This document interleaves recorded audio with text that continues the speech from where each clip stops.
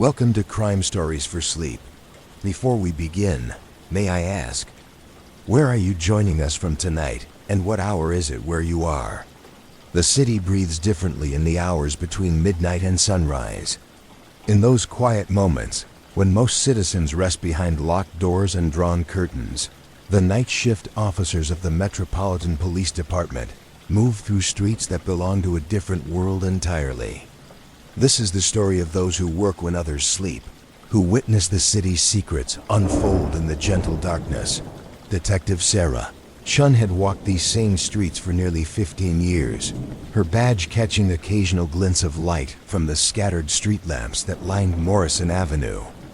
The precinct building stood like a fortress of brick and glass against the night sky, its windows glowing warmly from within.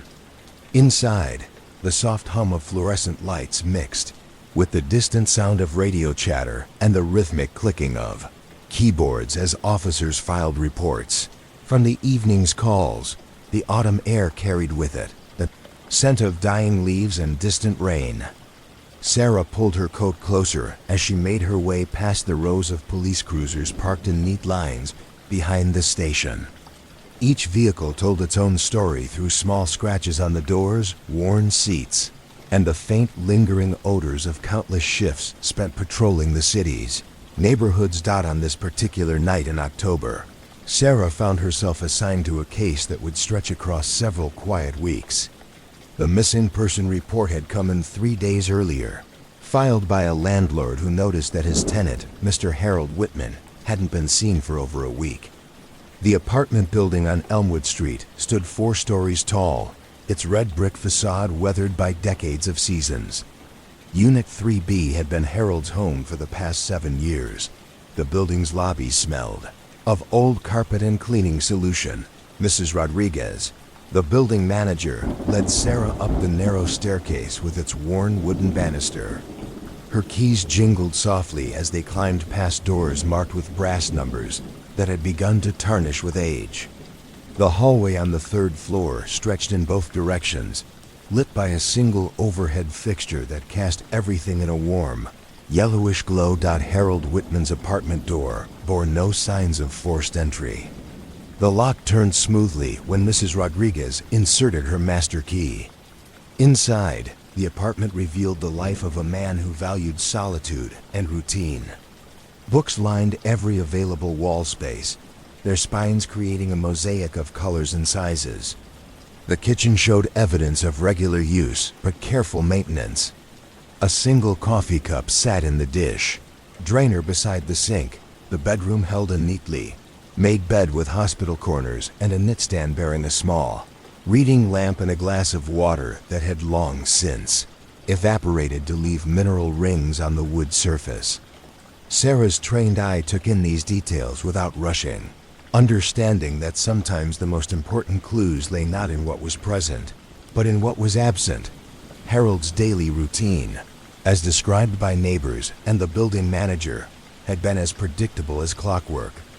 Each morning at precisely 7:30, he would walk to the corner market to buy a newspaper and a black coffee.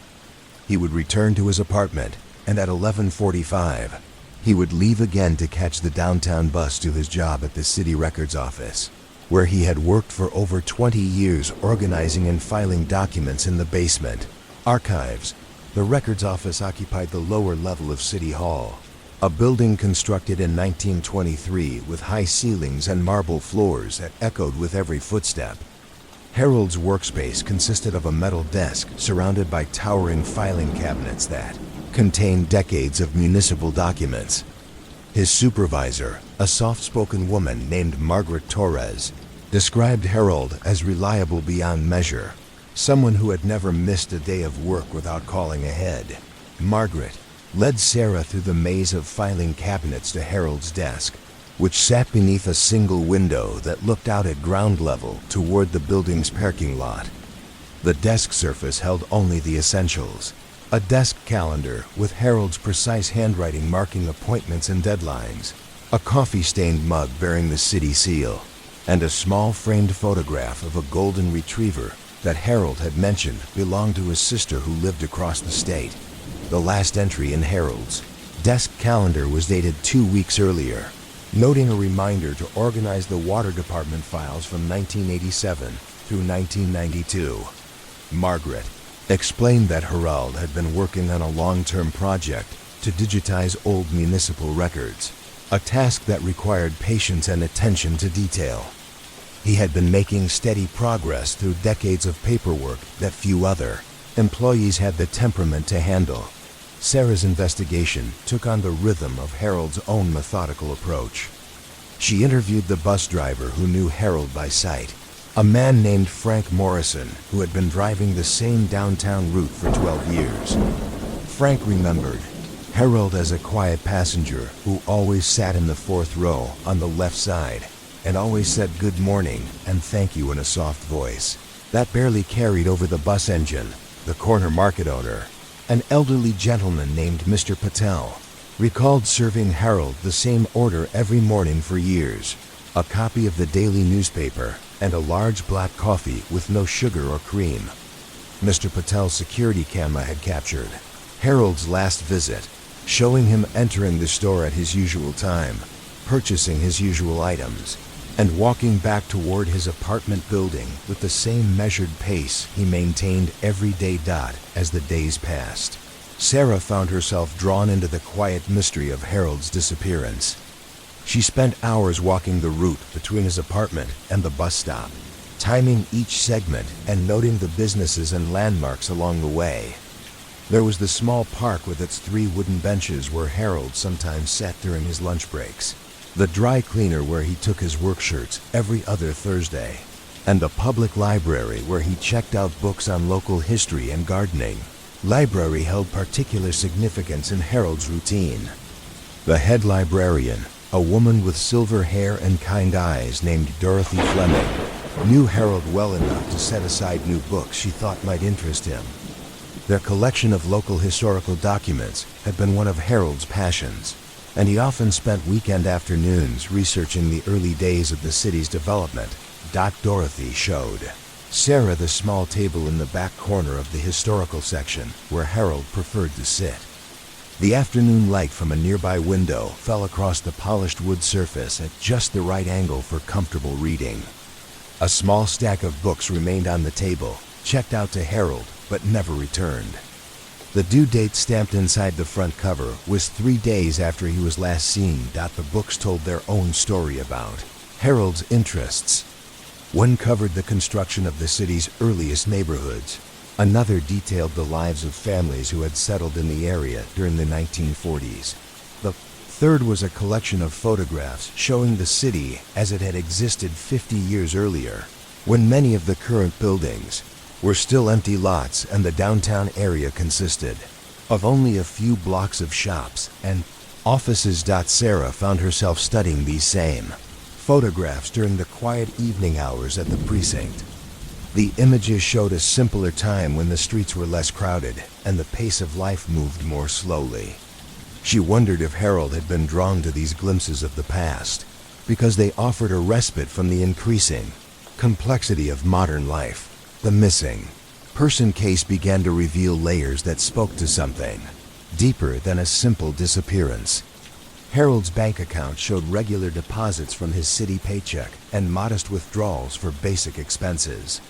His savings account held enough money to suggest careful planning and frugal living. There were no large purchases, no unusual activity, no signs of financial distress that might explain a sudden departure. His sister, contacted by phone at her home 3 states away, expressed concern but no surprise that Harold might have chosen to leave without explanation. She described him as someone who had always been intensely private, someone who processed life's challenges internally rather than seeking help from others. Their relationship had been cordial but distant, maintained through brief phone calls every few months and cards exchanged during holidays.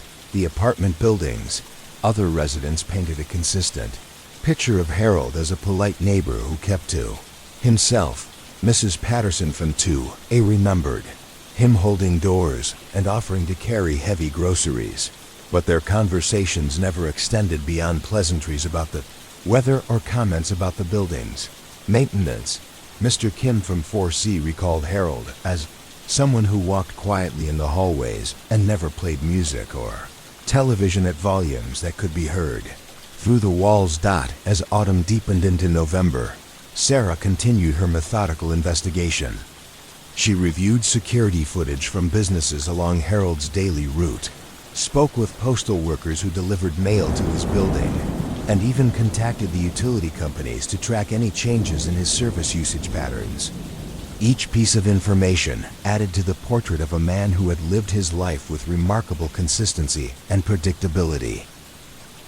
The city records office where Harold worked held additional clues to his character and daily habits.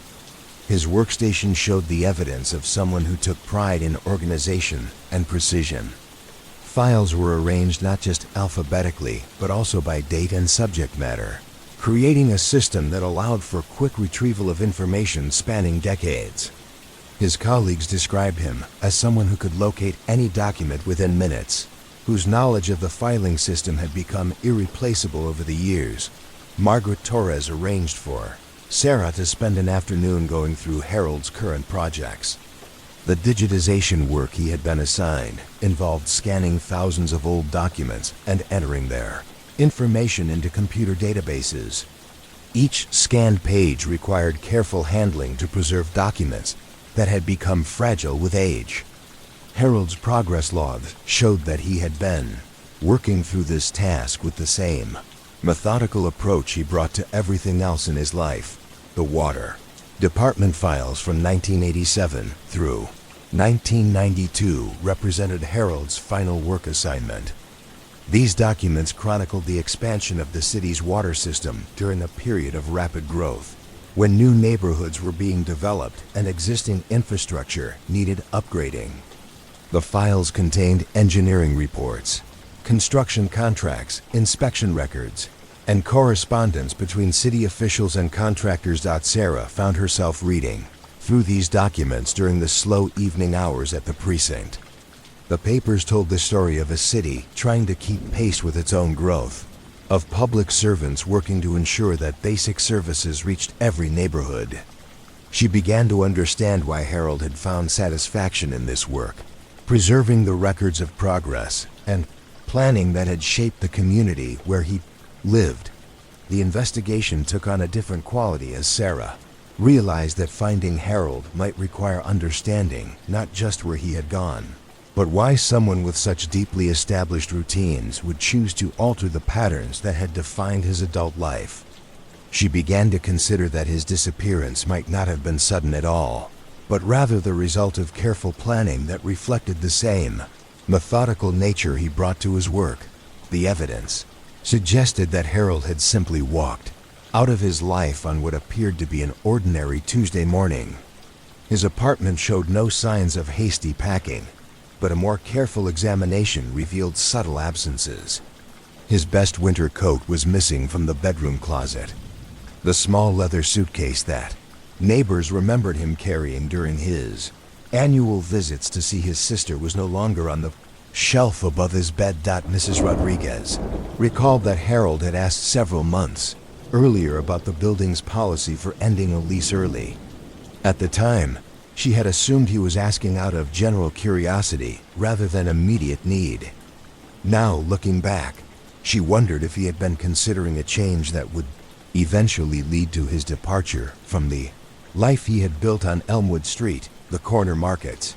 Security footage from the weeks leading up to Harold's disappearance showed subtle changes in his routine.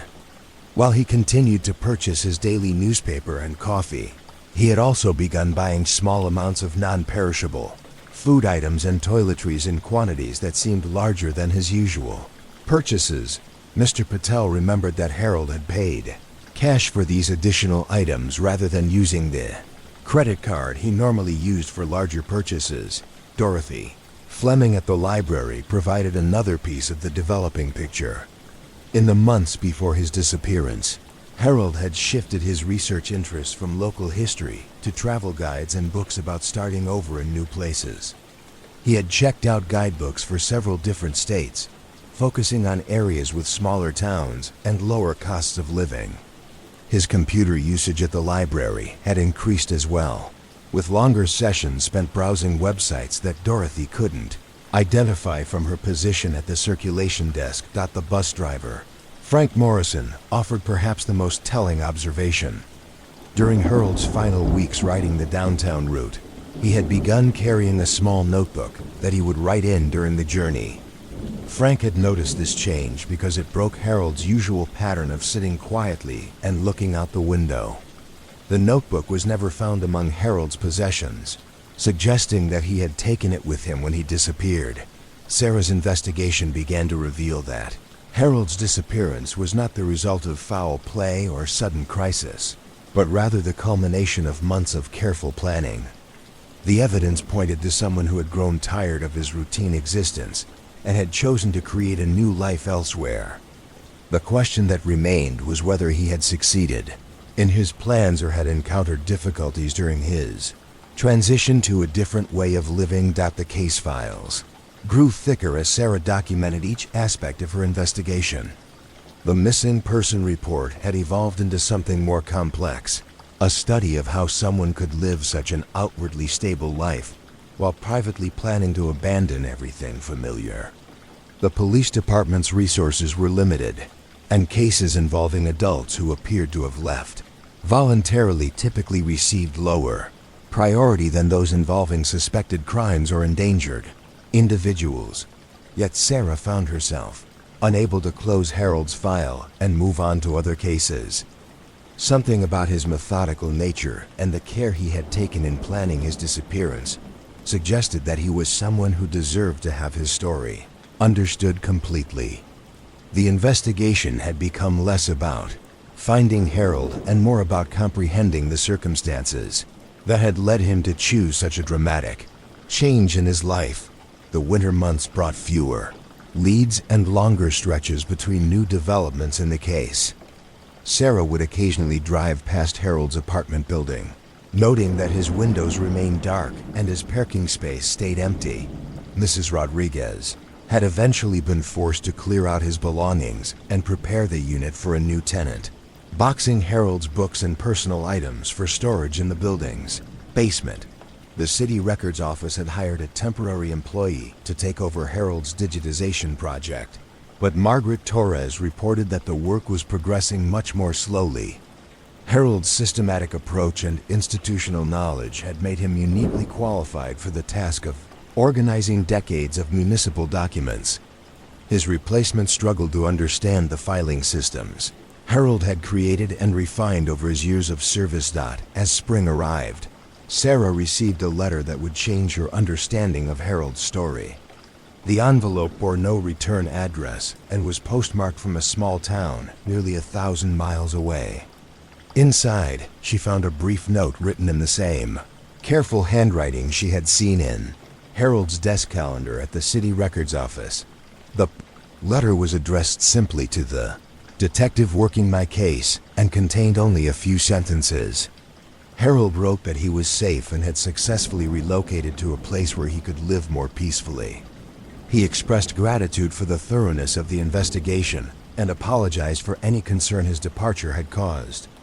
The note ended with a request that his case be closed and that he be allowed to continue his new life without further official interest.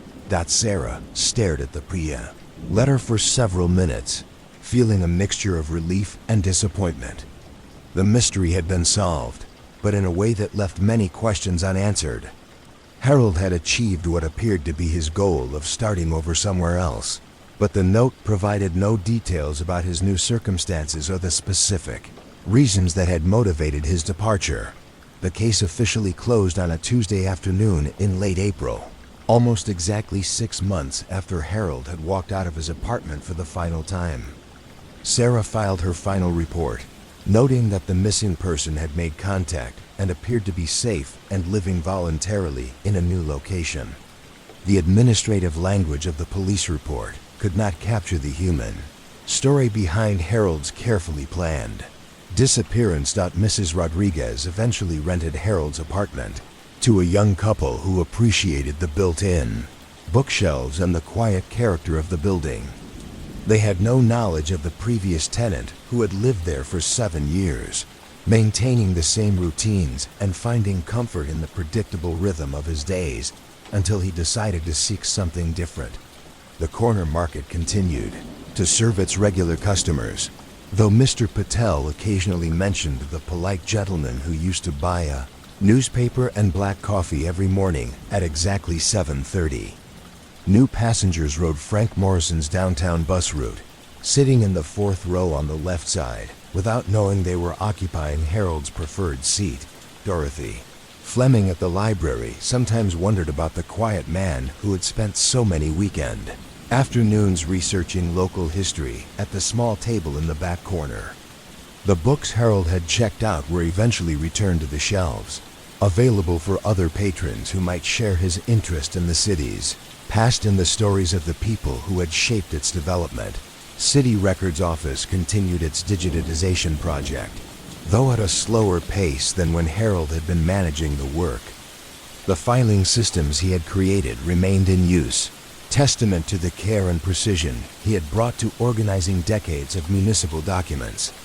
His replacement gradually learned to navigate the complex arrangement of folders and cross-references that Harold had developed over his years of service. Sarah kept Harold's letter in her desk drawer, occasionally rereading it during quiet moments between other cases. The investigation had taught her something about the private struggles that could exist behind the most ordinary-seeming lives. Harold's story became a reminder that people could harbor dreams and plans that were completely invisible to those around them. The case had also demonstrated the limitations of police work when dealing with adults who chose to disappear. While Sarah's investigation had been thorough and professional, the ultimate resolution had come through Harold's own decision to make contact, rather than through any breakthrough in detective work. Some mysteries, she learned, could only be solved by the people who created them. Years later, Sarah would occasionally drive past the apartment building on Elmwood Street and remember the quiet man who had lived in Unit 3B. She wondered whether Harold had found the peace he had been seeking in his new life, whether he had established new routines that brought him satisfaction, and whether he ever looked back on the life he had left behind with regret or relief. The city continued to grow and change around the empty spaces Harold had once occupied. New employees worked in the records office, new tenants lived in his former apartment, and new passengers rode the bus route he had taken every day for years. The patterns of urban life absorbed his absence, just as they had once accommodated his presence. But for those who had known Harold, even briefly, his story served as a reminder of the complexity that could exist within the most ordinary lives. His careful planning and successful disappearance demonstrated that even the most predictable routines could mask profound dissatisfaction and the desire for fundamental change.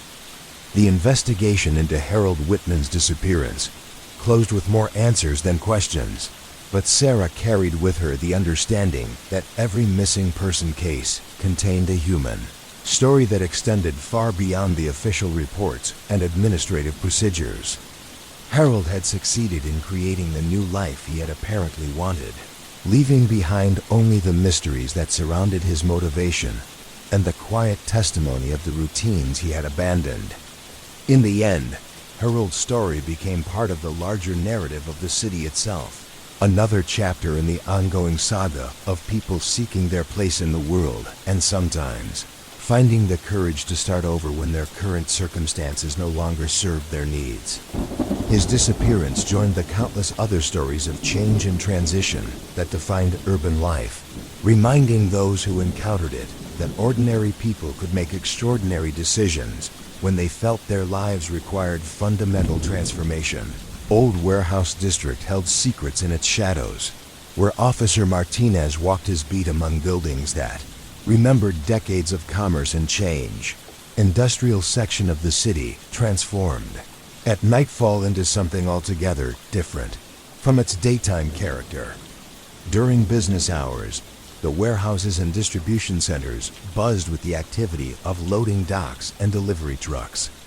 Workers moved with purpose between concrete buildings that stretched for blocks along the freight railway lines. But when evening arrived and the last shifts ended, the area settled into a profound quiet that seemed to amplify every small sound. Officer Miguel Martinez had been patrolling this district for 8 years, long enough to know the rhythm of its nights and the subtle variations that marked the changing seasons. His footsteps echoed differently on winter nights when the cold air carried sound further, and summer evenings brought the distant hum of air conditioning units working to cool the vast interior spaces of the storage facilities. Call came in during the 3rd week of November, just after 11 o'clock, when Martinez was checking the security of a textile warehouse that had experienced break-ins during the previous month. The dispatch radio crackled with the calm voice of the night operator reporting an anonymous tip about suspicious activity at the old Riverside Storage Complex on Industrial Boulevard. The Riverside Complex consisted of 5 connected buildings, constructed during the 1960s to serve the growing needs of businesses requiring long-term storage for inventory and records. The red brick structures had weathered well over the decades, though the original bright paint on the metal doors had faded to muted colors that blended with the industrial landscape. Each building contained dozens of individual storage units, ranging from small closet-sized spaces to rooms large enough to hold the contents of entire households. Martinez drove slowly through the complex's main entrance, his patrol car's headlights sweeping across the numbered buildings and the narrow lanes that separated them. The facility operated under a self-service model that allowed tenants to access their units 24 hours a day using coded entry systems. Security lighting illuminated the main pathways, but the areas between buildings retained pools of shadow that could conceal activity from casual observation. Building 3 showed signs that someone had been present recently. Martinez noticed fresh tire tracks in the gravel near the loading dock, and one of the overhead doors stood slightly ajar despite the late hour. The building housed units that businesses typically rented for storing archived documents, seasonal inventory, and equipment that was used infrequently. Most tenants visited during daytime hours, making nighttime activity worth investigating.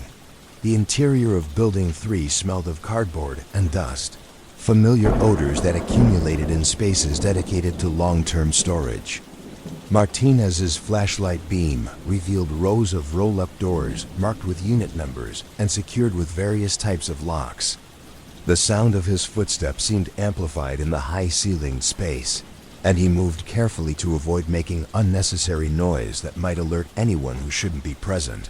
Unit 347 drew his attention because its door stood open several inches, revealing a slice of the interior illuminated by a small battery-powered lantern. Martinez approached cautiously, listening for voices or movement that might indicate the presence of people inside the unit.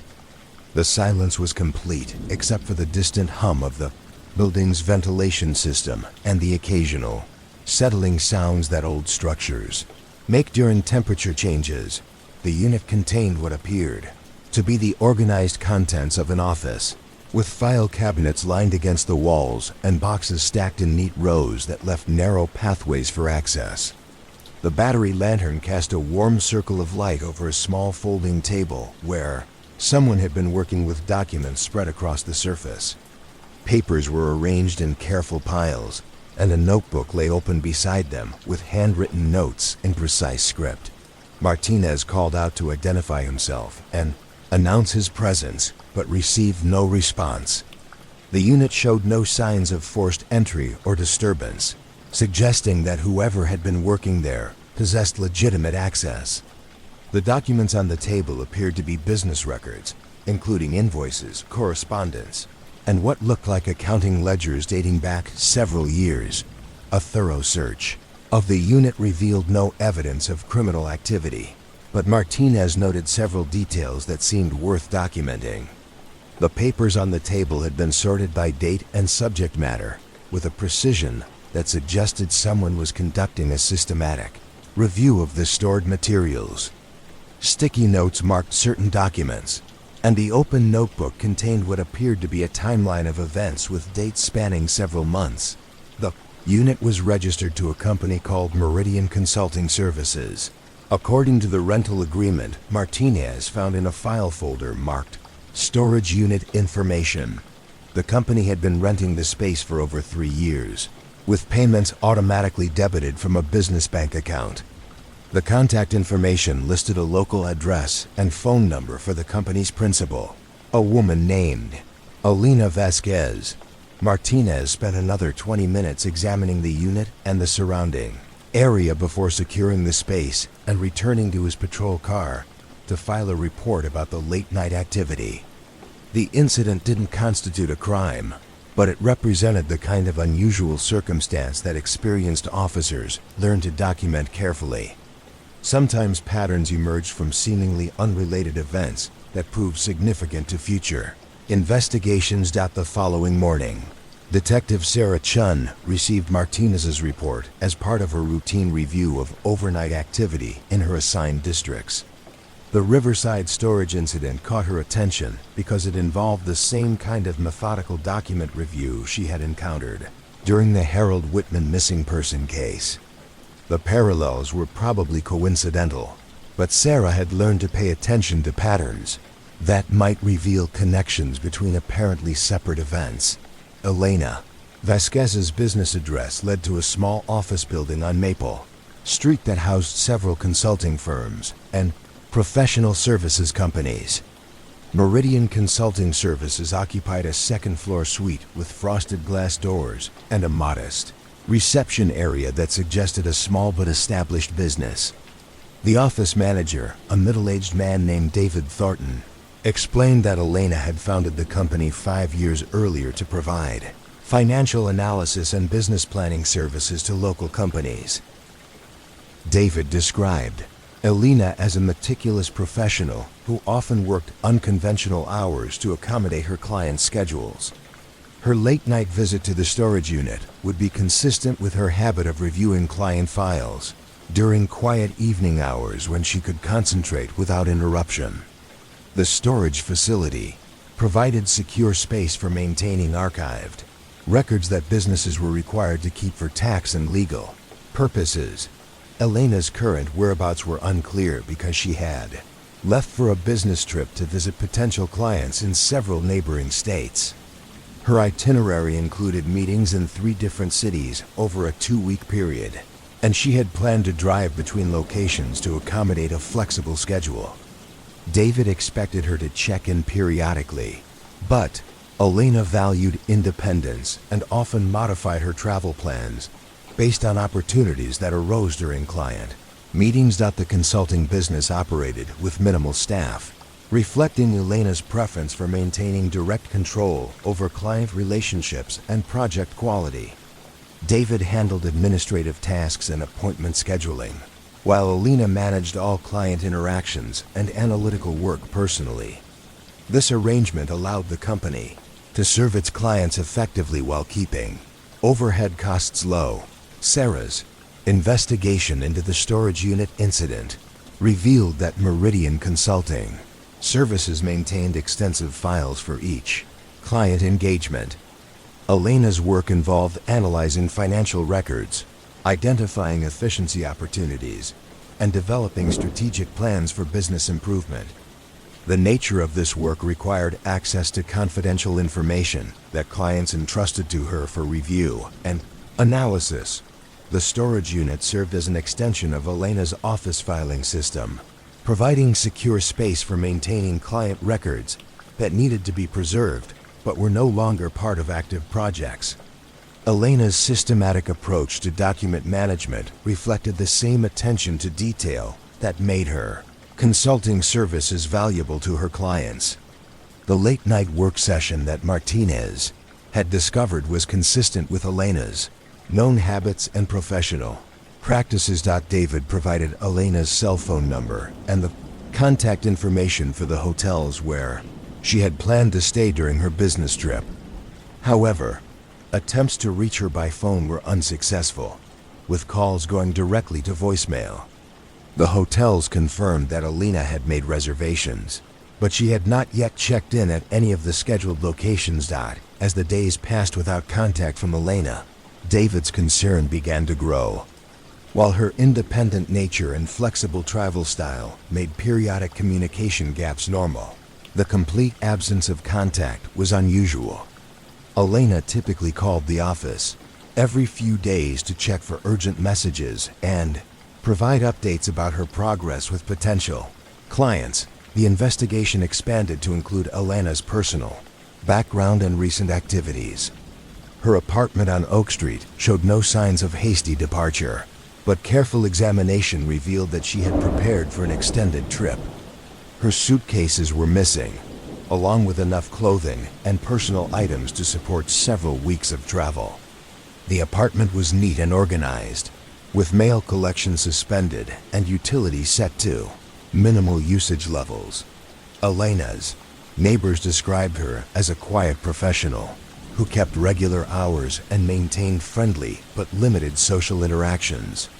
She had lived in the apartment for 3 years, establishing a routine that included morning walks in the nearby park and evening visits to the local library, where she often worked on client projects. In the quiet study areas, the library visits provided additional insight into Elena's character and work habits. The head librarian, Mrs. Foster, knew Elena as a regular patron who preferred the corner table near the economics and business section.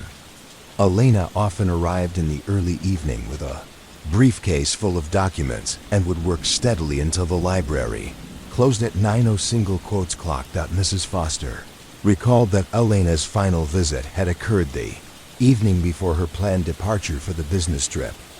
She had seemed focused and organized, working with the same concentrated attention she always brought to her library sessions. Nothing about her demeanor or activities that evening suggested concern or distress about her upcoming travel. Elena's car, a reliable sedan that David described as well-maintained and suitable for long-distance driving, was missing from her apartment building's parking garage. The vehicle registration and insurance were current, and Elena had a clean driving record with no history of accidents or violations. Her credit card activity showed charges for gasoline and food consistent with highway travel during the first few days of her trip. The trail of credit card transactions ended abruptly after Elena's 3rd day of travel, with the last charge recorded at a restaurant in a small city approximately 400 miles from her home. The restaurant staff had no specific memory of Elena, but the transaction occurred during their busy dinner hour when many travelers stopped for meals while driving between larger cities. Sarah's investigation revealed that Elena had been carrying a significant amount of cash for her business trip, according to bank records showing a large withdrawal made the day before her departure. This practice was consistent with Elena's preference for paying cash for incidental expenses while traveling, reducing the need to track numerous small credit card charges for business expense reporting. The consulting business's client files provided a comprehensive picture of Elena's professional activities and the scope of her current projects. Her work involved detailed analysis of financial records for companies, ranging from small retail stores to mid-sized manufacturing operations. Each client engagement required Elena to spend considerable time reviewing documents and developing recommendations tailored to specific business needs. One client file drew particular attention because it involved a company that had recently undergone significant organizational changes. Paramount Industries had hired Elena to analyze their financial operations following a merger with a smaller competitor. The project required Elena to review several years of records from both companies to identify redundancies and recommend operational improvements. The Paramount Industries project had been more complex than initially anticipated because the merged companies had used different accounting systems and record-keeping practices. Elena had spent months organizing and analyzing the combined financial data, working to create coherent reports that the company's management could use for strategic planning The project was scheduled to conclude with a presentation to company executives during the week, following Elena's planned return from her business trip. David explained that Elena had been particularly focused on completing the Paramount analysis because it represented the largest contract in Meridian Consulting's history. Success with this project could lead to additional work with other companies in the same industry, potentially allowing Elena to expand her business significantly. The presentation materials were stored in the office safe, ready for Elena's return. The storage unit at Riverside contained additional files related to the Paramount project, including historical records that Elena had organized by date and department. The systematic arrangement of documents that Martinez had observed reflected Elena's methodical approach to analyzing complex business operations. Her handwritten notes tracked various financial metrics and identified patterns that supported her recommendations for improved efficiency. As Sarah continued her investigation, she began to consider whether Elena's disappearance might be connected to her professional work rather than personal circumstances. The Paramount Industries project had given Elena access to confidential information about the merged company's operations, including details about financial performance and strategic plans that could be valuable to competitors or other interested parties. The possibility that Elena had encountered problems related to her consulting work added a new dimension to the missing person case. While her travel habits and independent nature initially suggested a voluntary absence, the complete cessation of contact and credit card activity raised questions about whether she had encountered difficulties during her business trip. Sarah contacted law enforcement agencies in the cities where Elena had planned to conduct business meetings. The inquiries revealed that Elena had attended her first scheduled meeting but had canceled subsequent appointments without providing detailed explanations.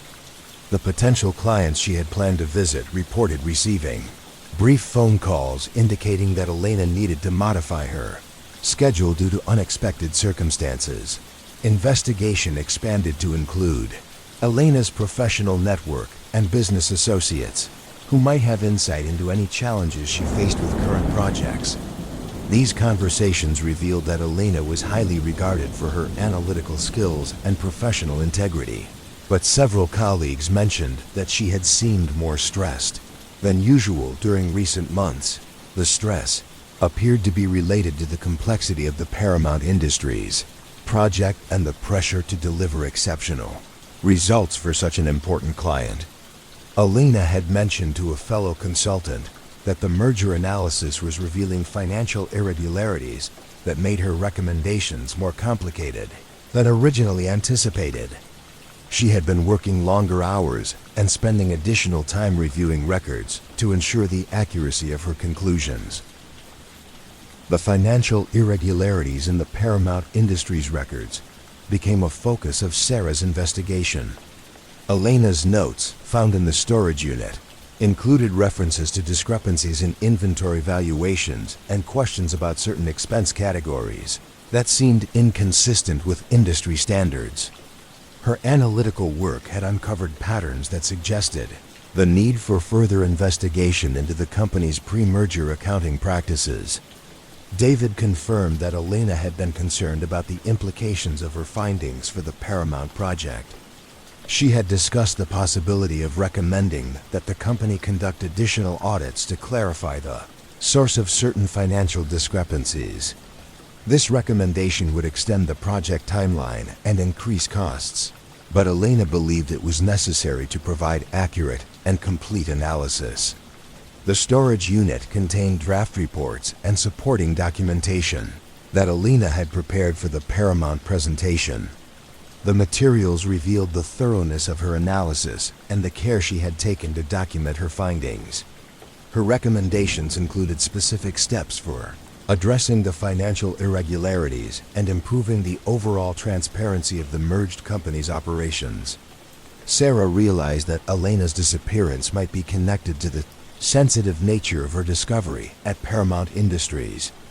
If the financial irregularities represented serious problems within the company, Elena's analysis could have significant implications for company executives and shareholders.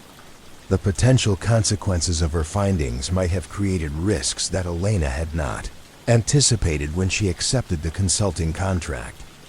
The investigation took on new urgency as Sarah considered the possibility that Elena had encountered threats related to her professional work.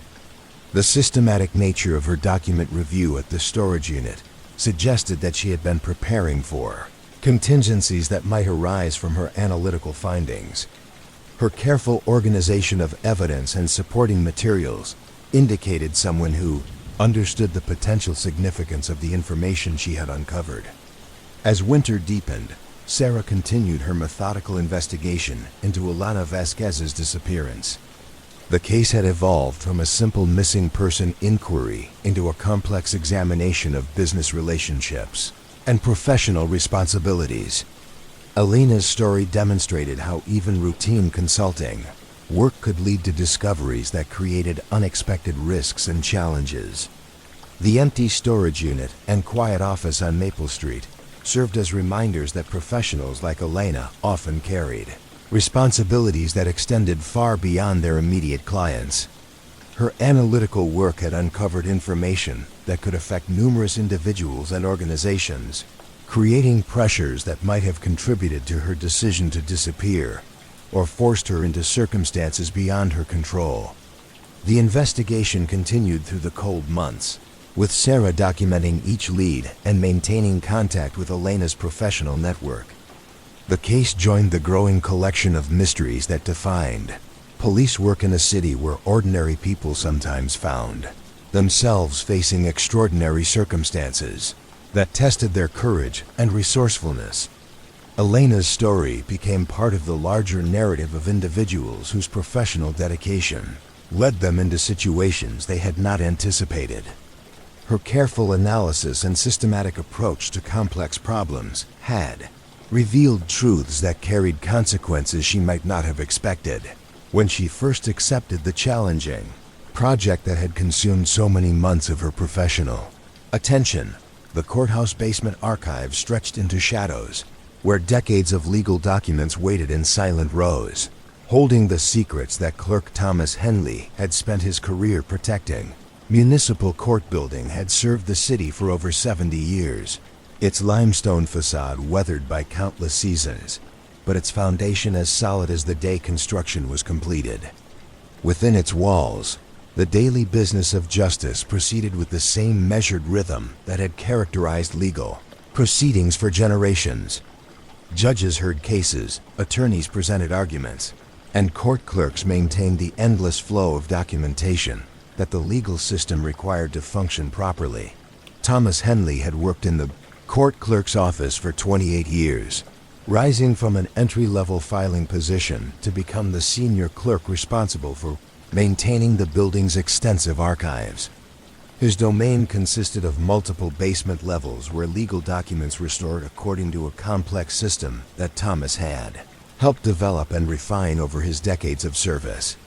The archives contained everything from property deeds dating back to the city's founding to recent criminal case files that would need to be preserved for many years to come.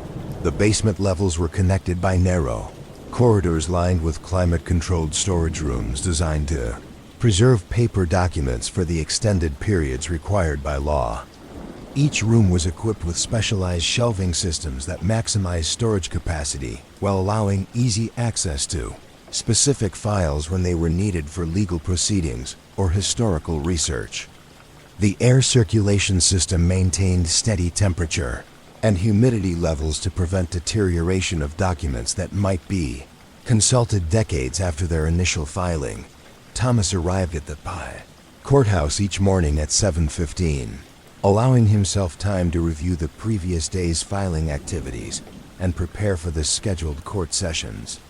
His office occupied a small space adjacent to the main filing room, furnished with a metal desk, filing cabinets, and a computer terminal he used to track document locations within the archive system.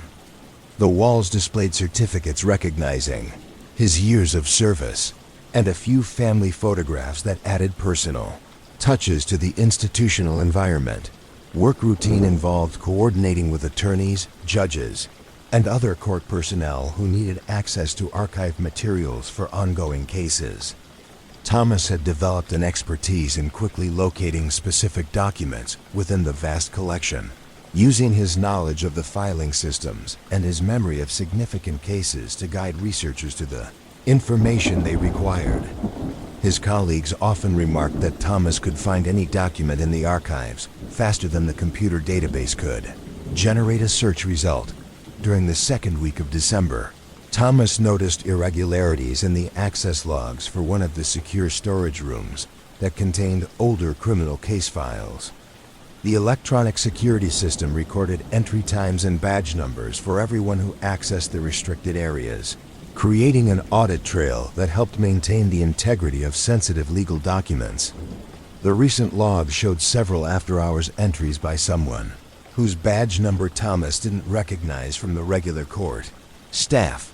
The unknown badge number belonged to someone with legitimate access credentials, suggesting that a new employee or temporary worker had been granted permission to work in the archives.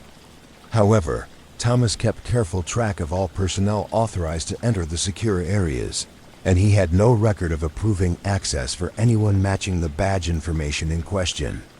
The discrepancy concerned him because unauthorized access to criminal case files could compromise ongoing investigations or allow confidential information to be disclosed improperly. Thomas contacted the courthouse security office to inquire about the unfamiliar badge number and the circumstances that had led to someone accessing the archives without his knowledge. The security supervisor, a methodical man named Robert Walsh, confirmed that the badge was valid and had been issued to a woman named Catherine Morrison, who had been hired as a temporary research assistant for a special project involving digitization of older court records. The digitization project had been approved by the court administration to create electronic copies of historically significant cases that would be made available to legal researchers and scholars studying the development of local jurisprudence. Catherine had been hired through a specialized staffing agency that provided personnel with experience in legal document handling and archival procedures. Her background included similar projects at other court systems, and her references had been thoroughly checked before she was granted access to sensitive materials that Robert Walsh arranged for Thomas to meet Catherine during her next scheduled work session in the archives. She proved to be a professional woman in her 40s with extensive experience in legal research and document preservation. Her approach to the digitization work demonstrated familiarity with court procedures and respect for the confidential nature of the materials she was handling. The scanning equipment she used was designed specifically for legal documents, producing high-resolution images while minimizing handling that could damage fragile papers. Catherine explained that her work schedule often required evening hours when the archives would be quieter and she could concentrate on the detailed scanning process without interruption. The digitization project was expected to continue for several months, during which time she would systematically work through collections of cases selected by the court administration for their historical significance or legal precedent value. Each scanned document would be indexed and cross-referenced to create a searchable database that would serve researchers for many years. The project had begun with cases from the 1970s and 1980s, focusing initially on criminal proceedings that had established important legal precedents or involved significant community impact. Catherine's progress log showed that she was working methodically through the selected cases, scanning not only the primary court documents, but also supporting materials such as evidence inventories, witness statements, and correspondence between attorneys and court officials.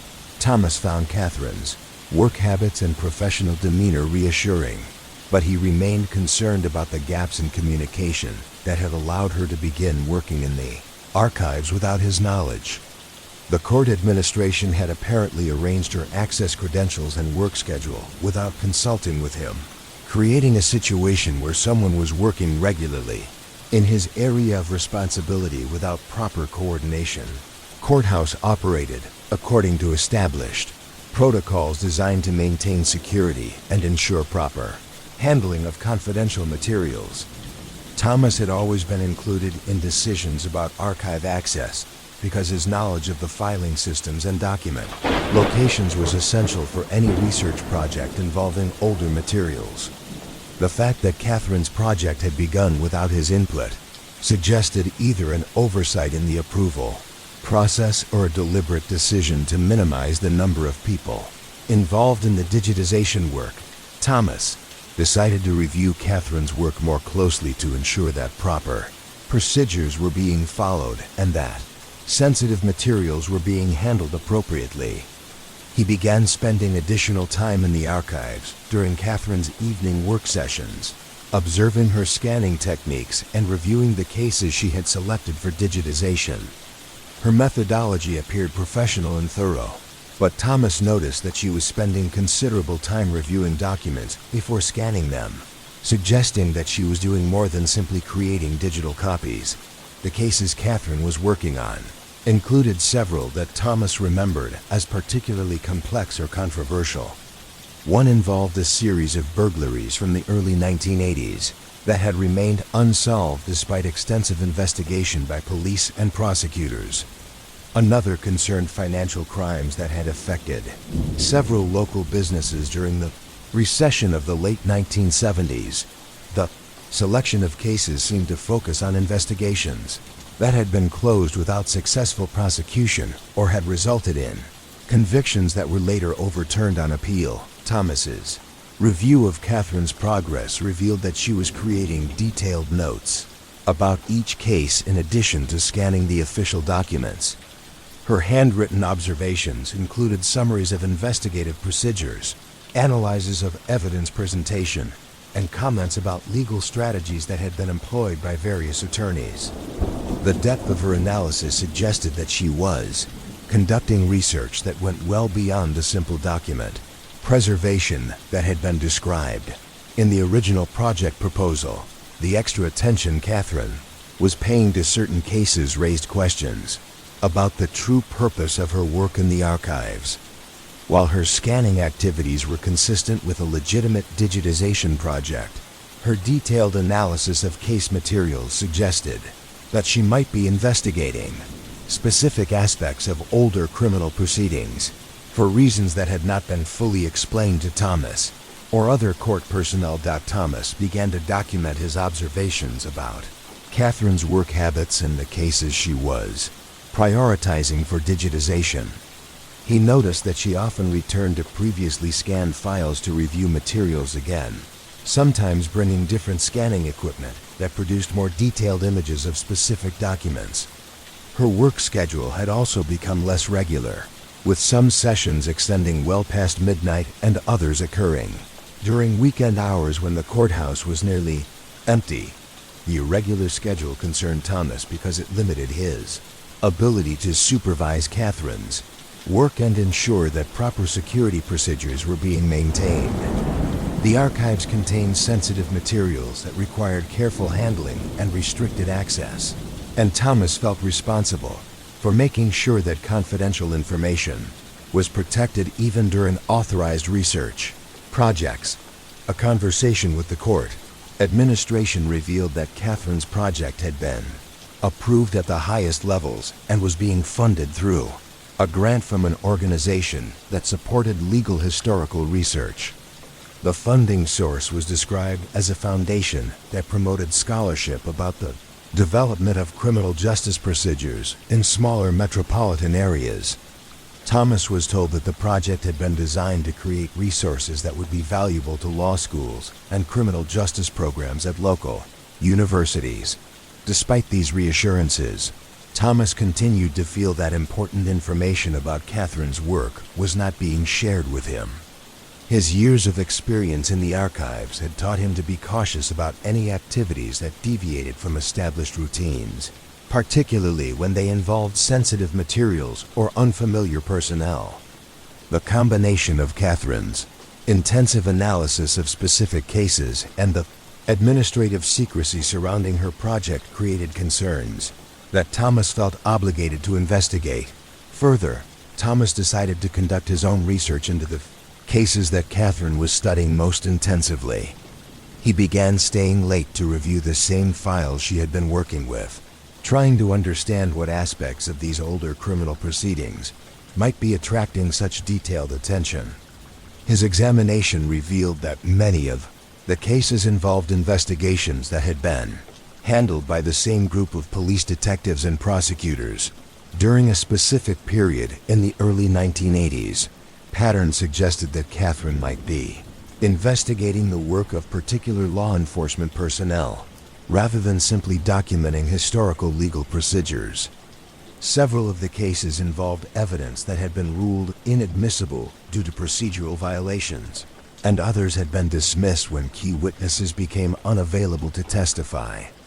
The consistent involvement of the same investigators and legal personnel in problematic cases raised questions about whether Catherine was researching potential patterns of misconduct or incompetence. Thomas's investigation revealed that some of the police detectives and prosecutors involved in the problematic cases had later been promoted to positions of significant responsibility within their respective departments. Detective Lieutenant William Morse had risen to become one of the most respected supervisors in the police department's criminal investigation division. Assistant District Attorney Patricia Coleman had eventually been elected as a county judge and was now considered a leading candidate for appointment to the state appellate court. The implications of Catherine's research became more serious as Thomas realized that her work might be uncovering information that could affect the reputations and careers of current public officials. If the older cases contained evidence of misconduct or negligence that had not been addressed at the time, the revelation of such information could create significant controversy and potentially impact ongoing legal proceedings. Thomas found himself in a difficult position as he weighed his responsibilities to maintain archive security against his growing concerns about the true nature of Catherine's research. The project had been officially approved and was being conducted by someone with proper credentials, but the focus on potentially damaging information about current officials suggested that the work might have political implications that extended beyond academic research. The archives had always been a place where justice was preserved through the careful maintenance of legal records, but Thomas began to understand that the same documents that supported the legal system could also expose its failures and shortcomings. Catherine's work was revealing that the basement storage rooms contained not just the history of legal proceedings, but also the evidence of human mistakes and institutional problems that had been quietly filed away over the decades. As winter deepened, Thomas continued his careful observation of Catherine's activities while struggling with the decision of whether to report his concerns to higher authorities. The courthouse administration had approved her work, but Thomas suspected that they might not fully understand the sensitive nature of the information she was uncovering. The potential for her research to create problems for respected public officials added complexity to what had initially appeared to be a straightforward historical documentation project.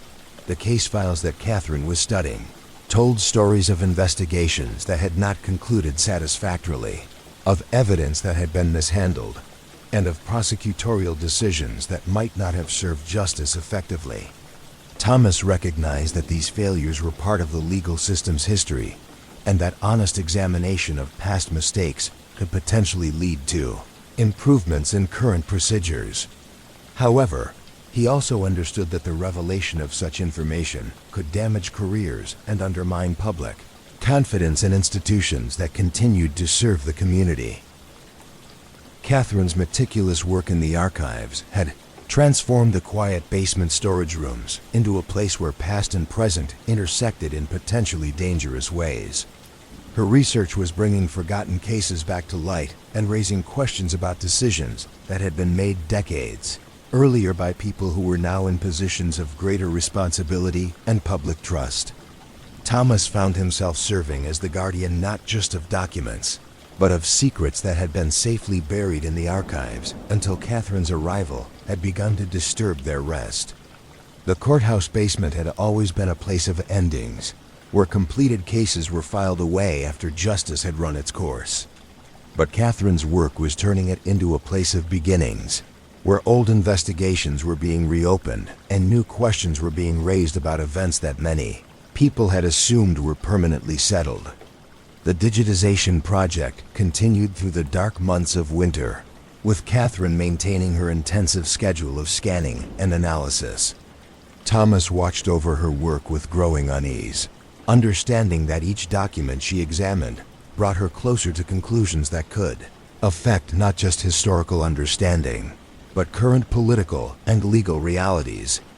The archives remained quiet and orderly, their climate-controlled environment preserving both the documents on the shelves and the secrets they contained.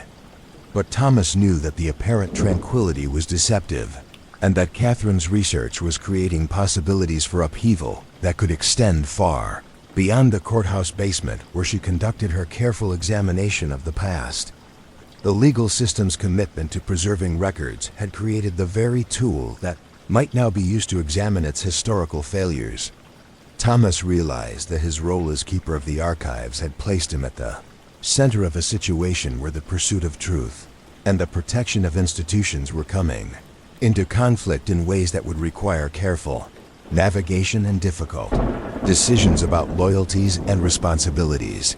Rain drummed steadily against the windows of the police station as Sergeant Linda Park reviewed the stack of cold case files that had accumulated on her desk through years of unsolved investigations. Cold Case Unit occupied a corner of the third floor in the main police headquarters, a space that had been carved out from storage rooms and unused offices when the department decided to dedicate resources to investigating unsolved crimes from previous decades. The unit consisted of 3 detectives and a sergeant who worked methodically through cases that had been suspended due to lack of leads, inadequate evidence, or the departure of key personnel who had been involved in the original investigations. Sergeant Linda Park had transferred to the Cold Case Unit 5 years earlier after spending 15 years in active criminal investigation. The transition from current cases to historical mysteries had required adjustments in her approach to police work, but she found satisfaction in the patient, thorough analysis that cold case investigation demanded. The work involved reviewing old reports, re-interviewing witnesses who could still be located, and applying new forensic techniques to evidence that had been preserved in police storage facilities. The unit's office space reflected the nature of their work, with filing cabinets containing decades of unsolved cases and bulletin boards displaying timelines and photographs from investigations that had never reached satisfactory conclusions. The atmosphere was quieter than the busy detective division downstairs, allowing the cold case team to concentrate on the detailed research and analysis that their work required. January brought a fresh assignment to Linda's desk in the form of a case that had been closed 15 years earlier without resolution. The file concerned the disappearance of a local businessman named Robert Dalton, who had vanished during what appeared to be routine evening activities in his established neighborhood. The original investigation had been thorough but had failed to develop leads that could explain what had happened to Robert or where he might have gone. Robert Dalton had owned a small but successful auto parts business that served both individual customers and local repair shops. His store occupied a corner building on Commerce Street in a section of the city that had maintained its character as a neighborhood commercial district despite changes in the surrounding residential areas. The business had operated profitably for over 20 years, with Robert building a reputation for knowledgeable service and fair prices that kept customers returning even as larger chain stores opened in other parts of the city. The original police report described Robert as a methodical man who maintained consistent routines in both his business and personal life. He opened his store at 8 o'clock each morning and closed at 6 in the evening, 6 days a week. Sunday was his day for household maintenance and leisure reading, activities he pursued with the same systematic approach he brought to his business operations. His neighbors knew him as someone who kept his property well maintained and was always willing to help with minor repairs or advice about automotive problems. Robert lived alone in a modest house 3 blocks from his store, arrangement that allowed him to walk to work in good weather and avoid the parking problems that affected other businesses in the commercial district. His house reflected his orderly personality, with everything maintained in excellent condition and organized according to practical systems that made his daily routines efficient and predictable. The evening of Robert's disappearance had begun like any other weekday. He had closed the store at his usual time, completed his standard end-of-day procedures, and walked home along the route he had used for years. Neighbors had seen him arrive at his house and enter through the front door, carrying the small briefcase he used for business paperwork that he often reviewed during evening hours. The last confirmed sighting of Robert occurred at approximately 7:30 that evening, when his next-door neighbor saw him checking his mailbox and watering the small flower garden beside his front steps.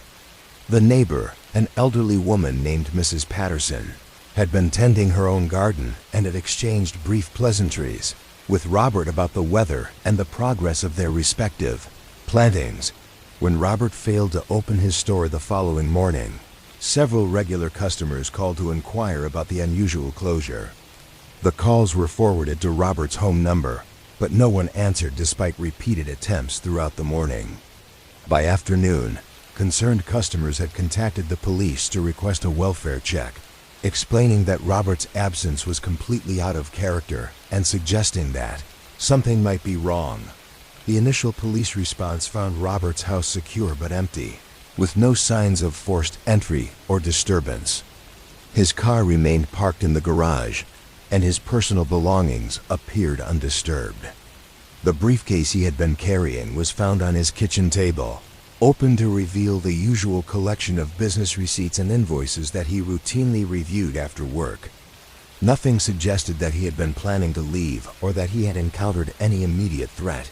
The original investigation had been conducted by Detective James Morrison, a veteran officer who approached the case with thoroughness and attention to detail.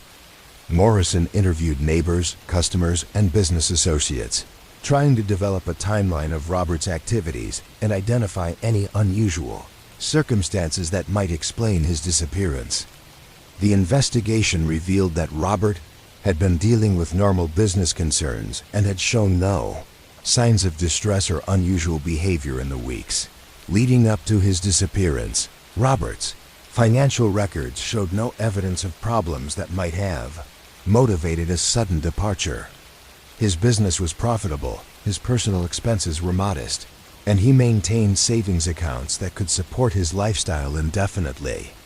There were no significant debts, no recent large expenditures, and no patterns of spending that suggested gambling, substance abuse, or other problems that might create pressures leading to voluntary disappearance. The auto parts business had been Robert's primary focus for most of his adult life, but the investigation revealed that he also maintained interests in local history and vintage automobiles. He belonged to a classic car club that met monthly and participated in occasional shows where members displayed restored vehicles. His personal garage contained a 1967 Ford Mustang that he had been restoring gradually over several years, working on mechanical systems and bodywork with the same careful attention he brought to his business activities. The classic car hobby had introduced Robert to a network of enthusiasts who shared technical knowledge and helped each other locate rare parts for restoration projects. Detective Morrison interviewed several club members, finding that they knew Robert as a reliable source of advice about automotive systems and someone who could often locate difficult-to-find components for older vehicles. None reported any conflicts or unusual circumstances that might be connected to his disappearance. Robert's family connections were limited, consisting primarily of a sister who lived in another state and maintained contact through occasional phone calls, and holiday visits. The sister, contacted during the original investigation, reported that Robert had seemed content with his life and business when they had spoken several weeks before his disappearance. She knew of no personal relationships or business problems. That might explain why he would leave suddenly or encounter difficulties.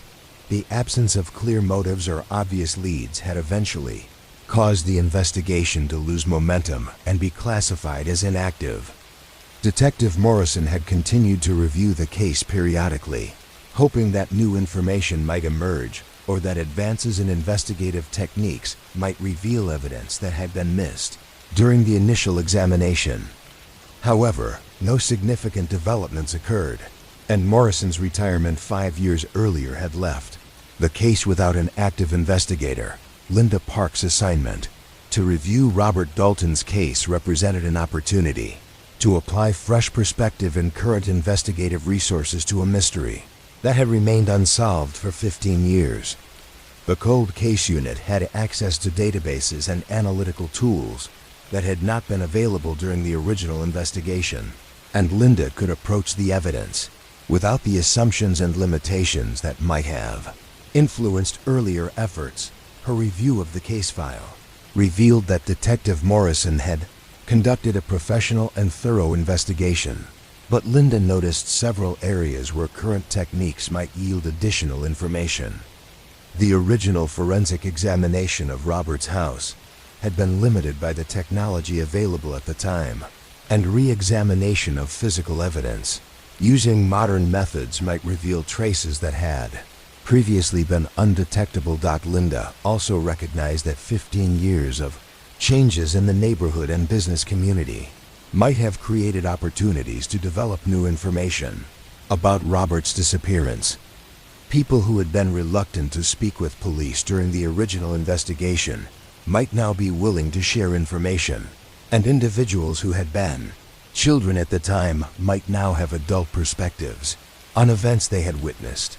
Cold Case Review began with Linda visiting Robert's former neighborhood to observe current conditions and identify residents who might have been present during the time of his disappearance. The area had experienced some changes over the 15 intervening years, with several houses sold to new owners and some businesses along Commerce Street replaced by different enterprises. However, the fundamental character of the neighborhood remained similar to what it had been during Robert's time there. Mrs. Patterson, the neighbor who had been the last person to see Robert, was now in her 80s but still living in the same house and maintaining the garden where she had been working on the evening of his disappearance. Linda found her to be alert and helpful, able to recall details about Robert's habits and the events of that final evening with clarity that demonstrated the impact the unsolved case had made on her memory. Mrs. Patterson provided information that had not been included in the original police reports, including observations about Robert's mood and activities in the weeks before his disappearance. She recalled that he had been spending more time in his garage during evening hours, working on the Mustang restoration project with what seemed like increased urgency or focus. She had occasionally heard the sounds of power, tools, and machinery operating later into the evening than was typical for Robert's usual schedule. The increased garage activity suggested that Robert might have been trying to complete the car restoration project or had encountered some aspect of the work that required extended effort. Linda decided to examine the garage and the partially restored Mustang, which had remained untouched since Robert's disappearance. The current owner of the house had purchased it from Robert's estate and had left the garage contents exactly as they had been found. Garage revealed a workspace that reflected Robert's methodical personality, with tools organized in designated locations and parts arranged according to systems that facilitated efficient work. The Mustang sat in the center of the space, its restoration approximately 60% complete, according to Linda's assessment of the mechanical and bodywork progress. The project showed evidence of careful attention to detail and quality craftsmanship that would eventually produce a valuable finished vehicle. Linda's Examination of the garage workspace revealed that Robert had been focusing on the car's engine during his final weeks, with disassembled components laid out on workbenches and marked with tags indicating their intended reassembly sequence. The engine work appeared more complex than typical restoration activities, suggesting that Robert might have discovered problems that required extensive rebuilding or modification. Among the automotive parts and tools, Linda found documentation related to the Mustang's history and provenance. Robert had maintained detailed records about the car's original specifications, previous owners, and the sources of replacement parts he had acquired for the restoration project. The paperwork revealed that the Mustang had an interesting background, having been owned by several collectors before Robert acquired it at an estate sale. The estate sale documentation indicated that Robert had purchased the Mustang from the estate of a man named Frederick Walsh, who had owned several classic cars that were sold to settle his affairs after his death. The sale had occurred about 2 years before Robert's disappearance, and the records showed that Robert had paid a substantial sum for the vehicle, suggesting that it had special significance or value beyond typical collector interest. Linda's investigation into Frederick Walsh's background revealed that he had been involved in classic car collecting for many years and had owned several valuable vehicles. Walsh had died of natural causes at the age of 78, and his estate sale had attracted collectors from throughout the region who were interested in acquiring cars from his well-regarded collection. The sale had been properly conducted through a reputable auction house, with clear title transfers for all vehicles. However, Linda discovered that Frederick Walsh's collecting activities had not been limited to legitimate purchases of classic cars for restoration and display. Walsh had apparently been involved in questionable dealings related to stolen vehicles that were modified and resold through networks of collectors who were willing to overlook documentation problems in exchange for access to rare or valuable cars. The connection between Robert Dalton and Frederick Walsh's potentially illegal activities opened new possibilities for understanding Robert's disappearance. If the Mustang that Robert had been restoring was connected to Walsh's illegal activities, Robert might have discovered evidence that placed him in danger or created pressures that led to his sudden disappearance.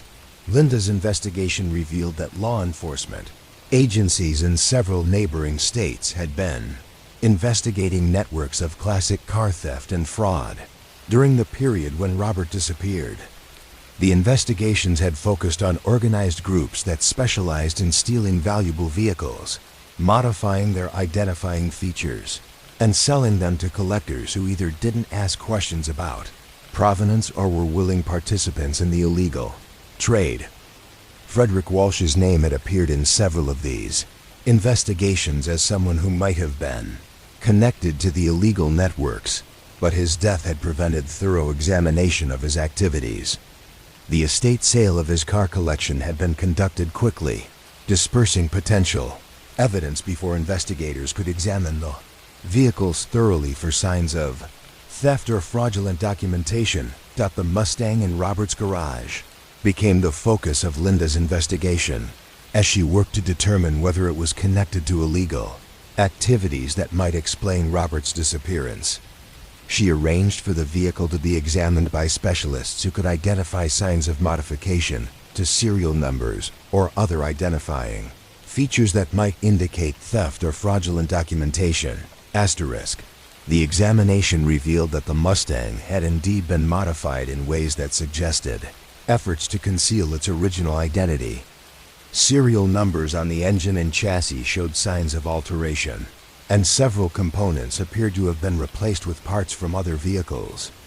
The modifications were skillfully done and might not have been obvious to someone without specialized knowledge of vehicle identification procedures. Linda realized that Robert might have discovered the Mustang's true nature during his restoration work and found himself in possession of a stolen vehicle without knowing how to handle the situation.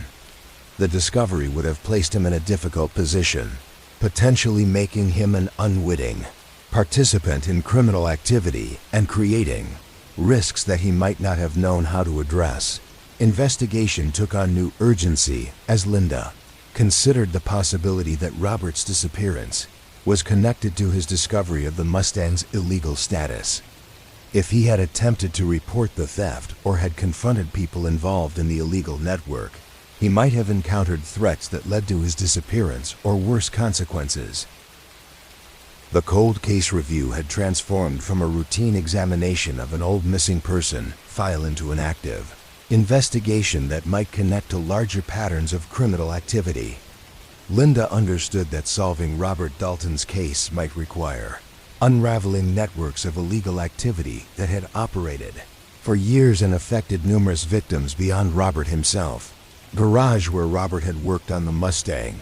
Restoration had become a crime scene in ways that the original investigation had never suspected. The careful workspace and methodical approach that had characterized Robert's restoration project had inadvertently led him into contact with criminal networks that operated in the shadows of the classic car collecting community.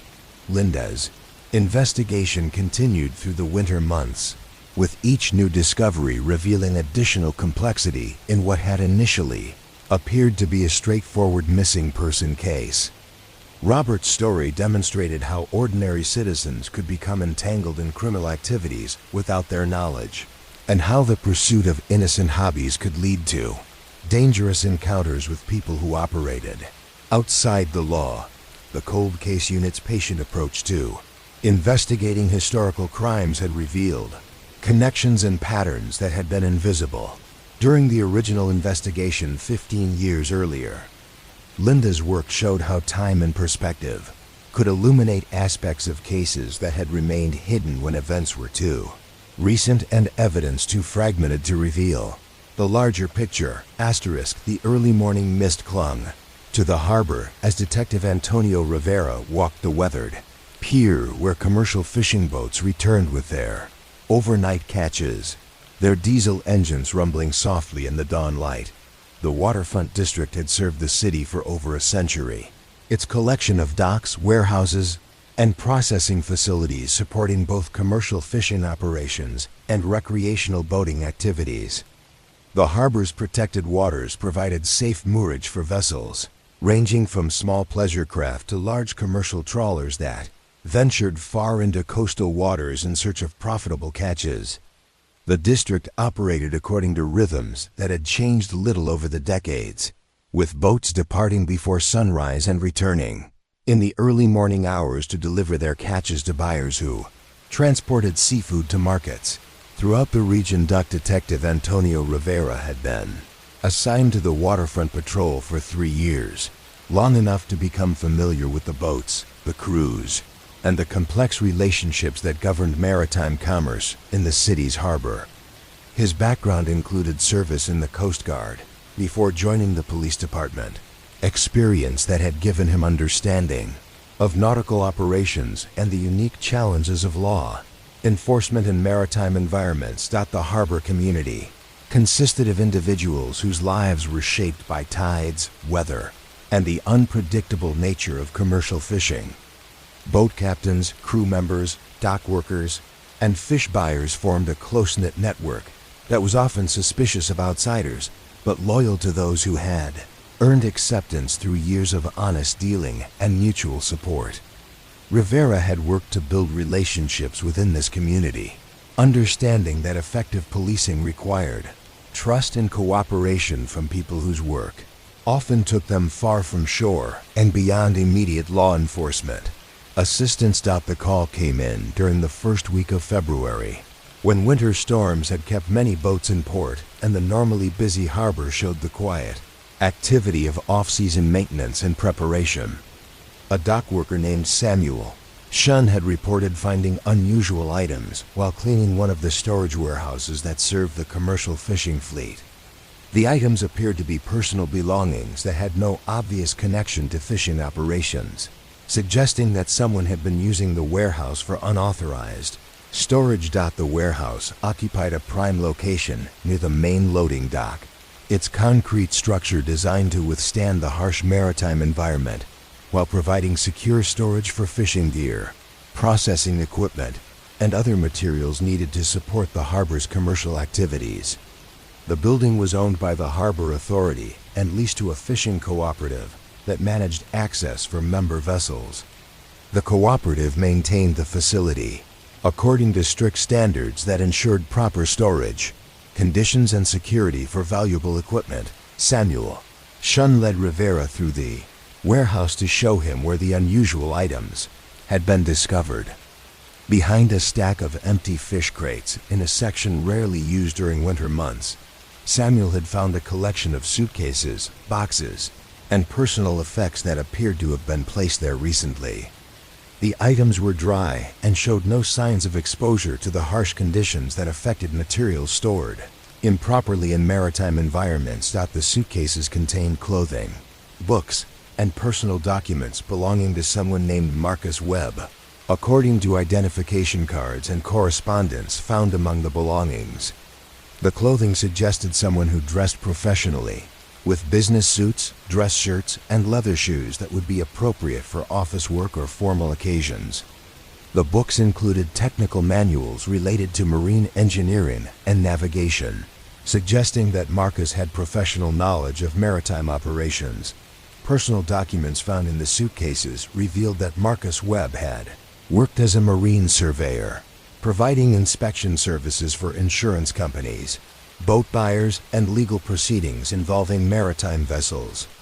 His business cards indicated that he operated independently, offering expertise in vessel condition assessment, accident investigation, and insurance claim evaluation. The work required extensive knowledge of boat construction, mechanical systems, and maritime regulations. Marcus's appointment calendar, found in a leather portfolio, showed that he had been scheduled to conduct several surveys during the weeks following the date when his belongings were apparently stored in the warehouse. The appointments included inspections of commercial fishing vessels, pleasure craft, and a large yacht that was being considered for purchase by a client from another city. The calendar entries were written in precise handwriting and included detailed information about vessel locations, client contacts, and survey requirements. Rivera's investigation into Marcus Webb's background revealed that he had established a reputation as a thorough and honest marine surveyor, whose reports were respected by insurance companies and maritime attorneys throughout the region. His work often involved identifying problems with vessels that could affect safety, insurability, or legal liability, making his services valuable but sometimes unwelcome to boat owners who preferred to avoid expensive repairs or disclosure of defects the marine surveying business required. Marcus to board vessels in various locations, sometimes traveling to remote harbors or anchorages where boats were moored away from populated areas. The nature of the work involved examining vessels that might have hidden damage or mechanical problems, creating situations where surveyors could discover information that owners preferred to keep confidential. Marcus's thoroughness in documenting vessel conditions had apparently created both professional success and potential conflicts with people who had reasons to avoid scrutiny. Rivera contacted the Harbor Authority to inquire about Marcus's recent activities and any survey work he might have been conducting in the area before his disappearance. The harbor master, an experienced mariner named Captain Douglas Hayes, recalled that Marcus had been working on several projects involving vessels that used the city's harbor facilities. One survey had concerned a commercial fishing boat that was being sold to new owners, while another involved a yacht that had been damaged in a storm and was being repaired at one of the harbor's shipyards. The commercial fishing vessel survey had been routine until Marcus discovered evidence of previous accident damage that had been repaired without proper documentation or disclosure to potential buyers. The discovery had complicated the sale and created disputes between the current owners, prospective buyers, and insurance companies involved in the transaction. Marcus's report had been thorough and professional, but it had effectively prevented the sale from proceeding as originally planned. Captain Hayes provided Rivera with information about the fishing vessel and its owners, a family operation that had been struggling financially due to poor catches and increasing operating costs. The boat represented their primary asset, and the failed sale had created serious financial pressures that threatened their ability to continue operating. The family had expressed frustration with Marcus's survey findings, arguing that the disclosed damage was minor and should not have prevented the sale from proceeding.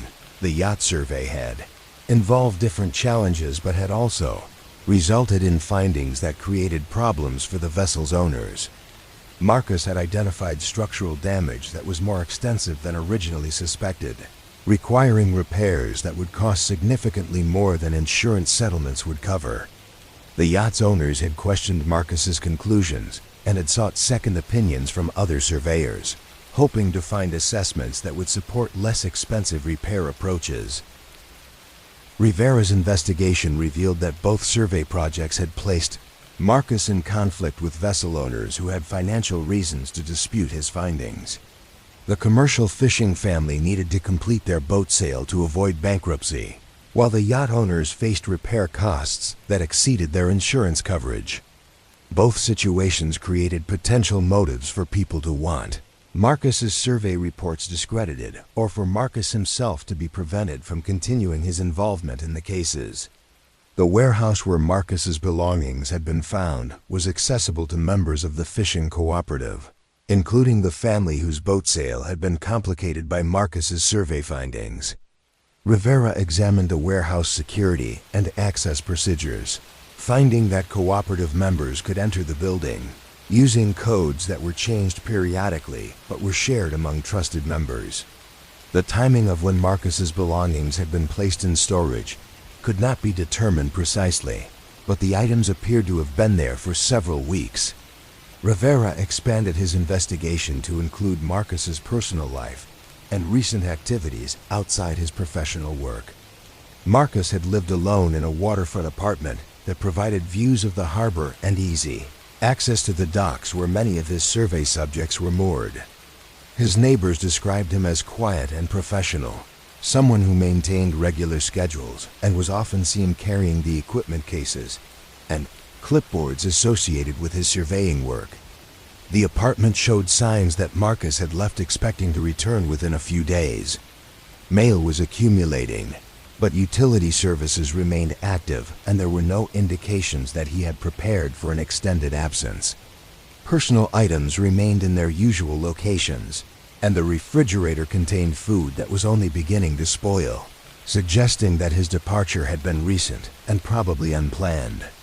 Marcus's survey equipment was missing from the apartment, including the specialized tools, measuring devices, and cameras that he used to document vessel conditions. The absence of professional equipment suggested that he had been conducting survey work when he disappeared, supporting the theory that his disappearance was connected to his professional activities rather than personal circumstances. Rivera contacted insurance companies and maritime attorneys who had employed Marcus's services, seeking information about any surveys that might have created unusual problems or conflicts.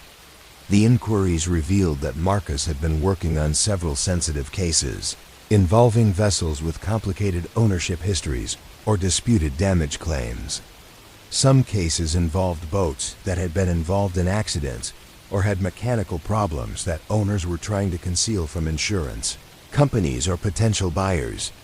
One insurance company reported that Marcus had been investigating a claim involving a fishing vessel that had allegedly suffered engine damage during a storm.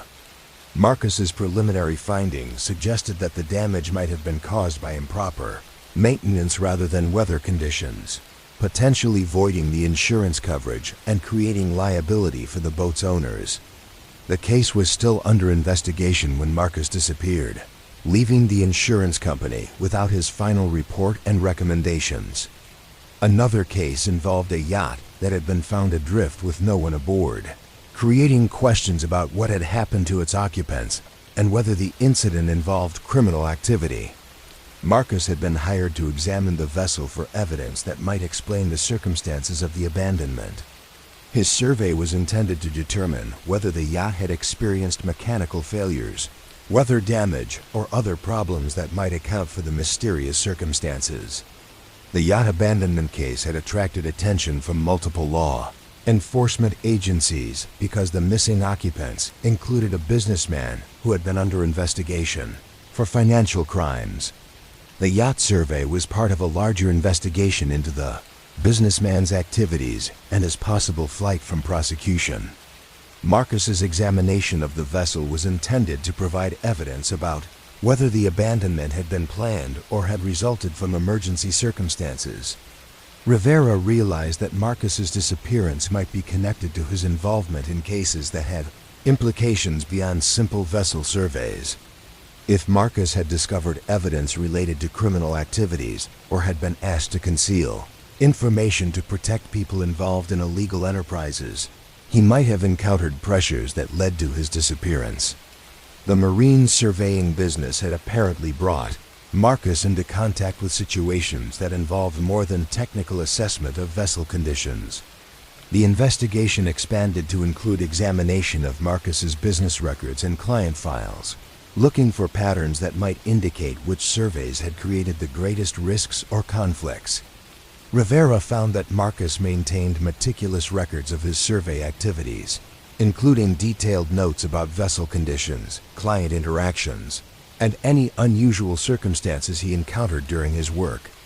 The business records revealed that Marcus had been concerned about safety threats related to some of his recent surveys. He had documented several instances where vessel owners had become angry about his findings and had made statements that Marcus interpreted as potential threats. The documentation suggested that Marcus was aware of the risks associated with his thorough approach to surveying, but felt professionally obligated to report accurate findings, regardless of the consequences for vessel owners. Marcus's notes about the fishing vessel survey included observations about the owners, financial desperation, and their angry reactions to findings that prevented the boat sale. He had documented specific statements made by family members that suggested they blamed him personally for their financial problems and viewed his survey as unnecessarily detailed and destructive to their livelihood. The yacht survey records showed that Marcus had discovered evidence suggesting the vessel abandonment had been planned, rather than accidental.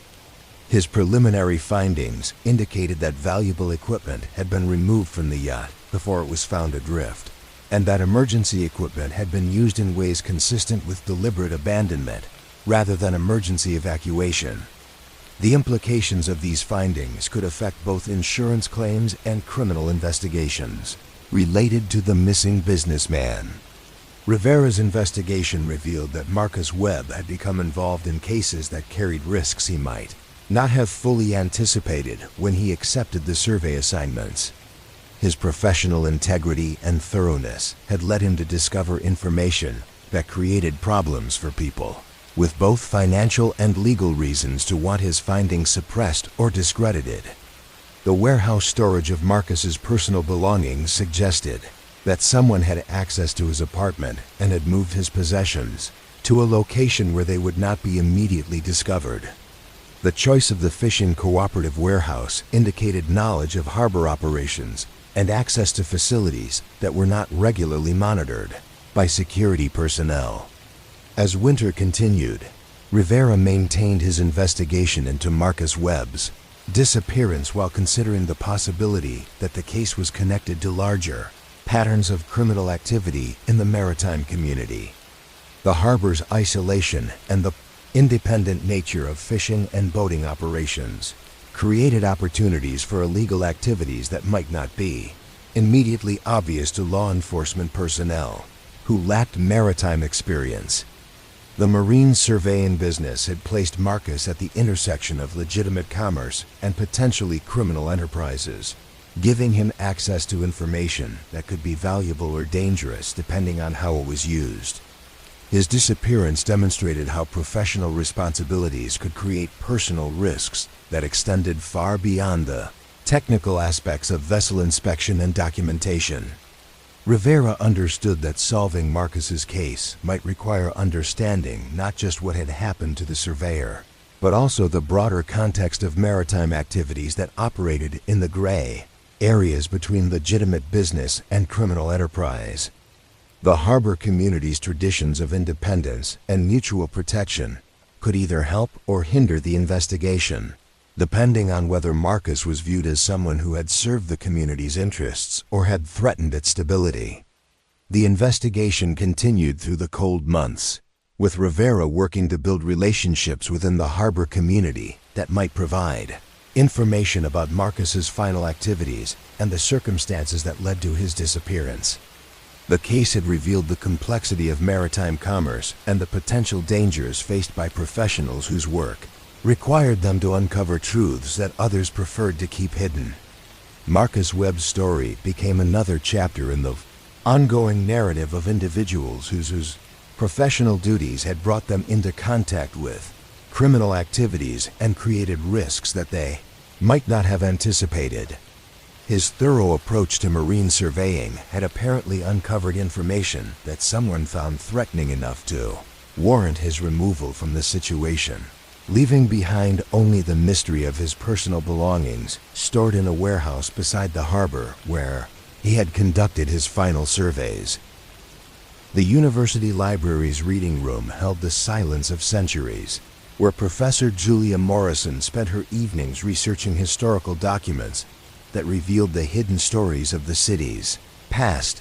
The State University's main library building had served students and faculty for nearly 90 years, its Gothic Revival architecture creating an atmosphere of scholarly contemplation that encouraged deep study and careful research.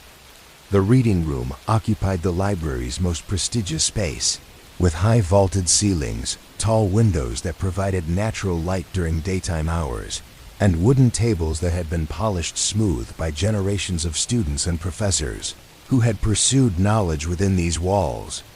Professor Julia Morrison had taught history at the university for 18 years, specializing in local and regional studies that examined how smaller communities had developed and changed over time.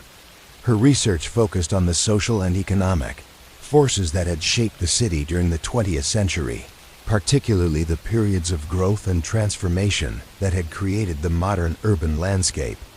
The work required extensive examination of primary source materials, including newspapers, government records, business documents, and personal papers that provided insights into the experiences of ordinary citizens during times of significant change. Julia's evening research sessions in the library had become a cherished routine that allowed her to work without the interruptions that filled her daytime hours with teaching responsibilities and administrative duties. The quiet atmosphere of the reading room after regular library hours provided ideal conditions for the concentrated analysis that historical research required. She often worked until the library's closing time, surrounded by stacks of documents and note-taking materials that reflected her systematic approach to understanding the past.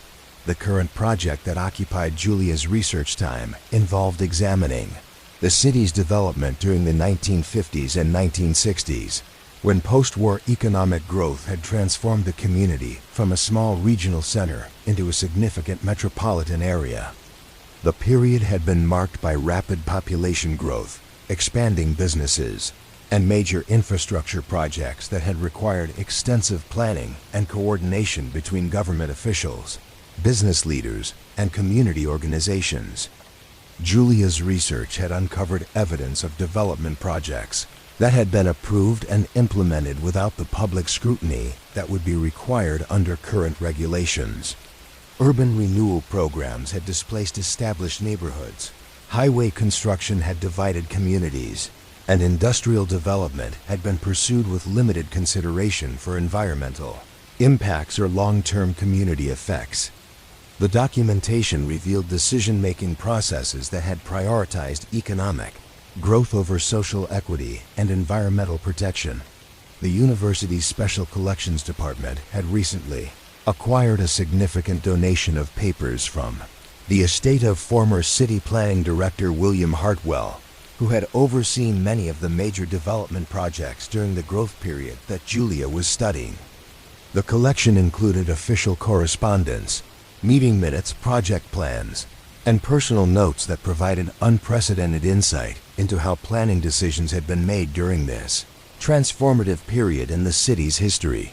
Julia's examination of the Hartwell papers revealed that many development projects had been influenced by relationships between government officials and private developers that might not have served the broader public interest. The documents showed evidence of meetings, agreements, and financial arrangements that had been kept confidential at the time, but were now available for scholarly analysis. The materials suggested that some decisions had been made to benefit specific individuals or companies rather than the community as a whole. The research was yielding information that could significantly revise understanding of how the city had developed and who had been responsible for decisions that continued to affect current residents.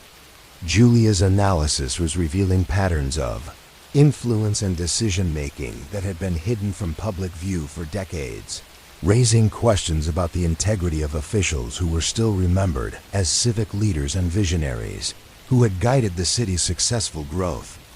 Among the most significant discoveries in the Hartwell collection were documents related to a major urban renewal project that had demolished a historic neighborhood to make way for a commercial development.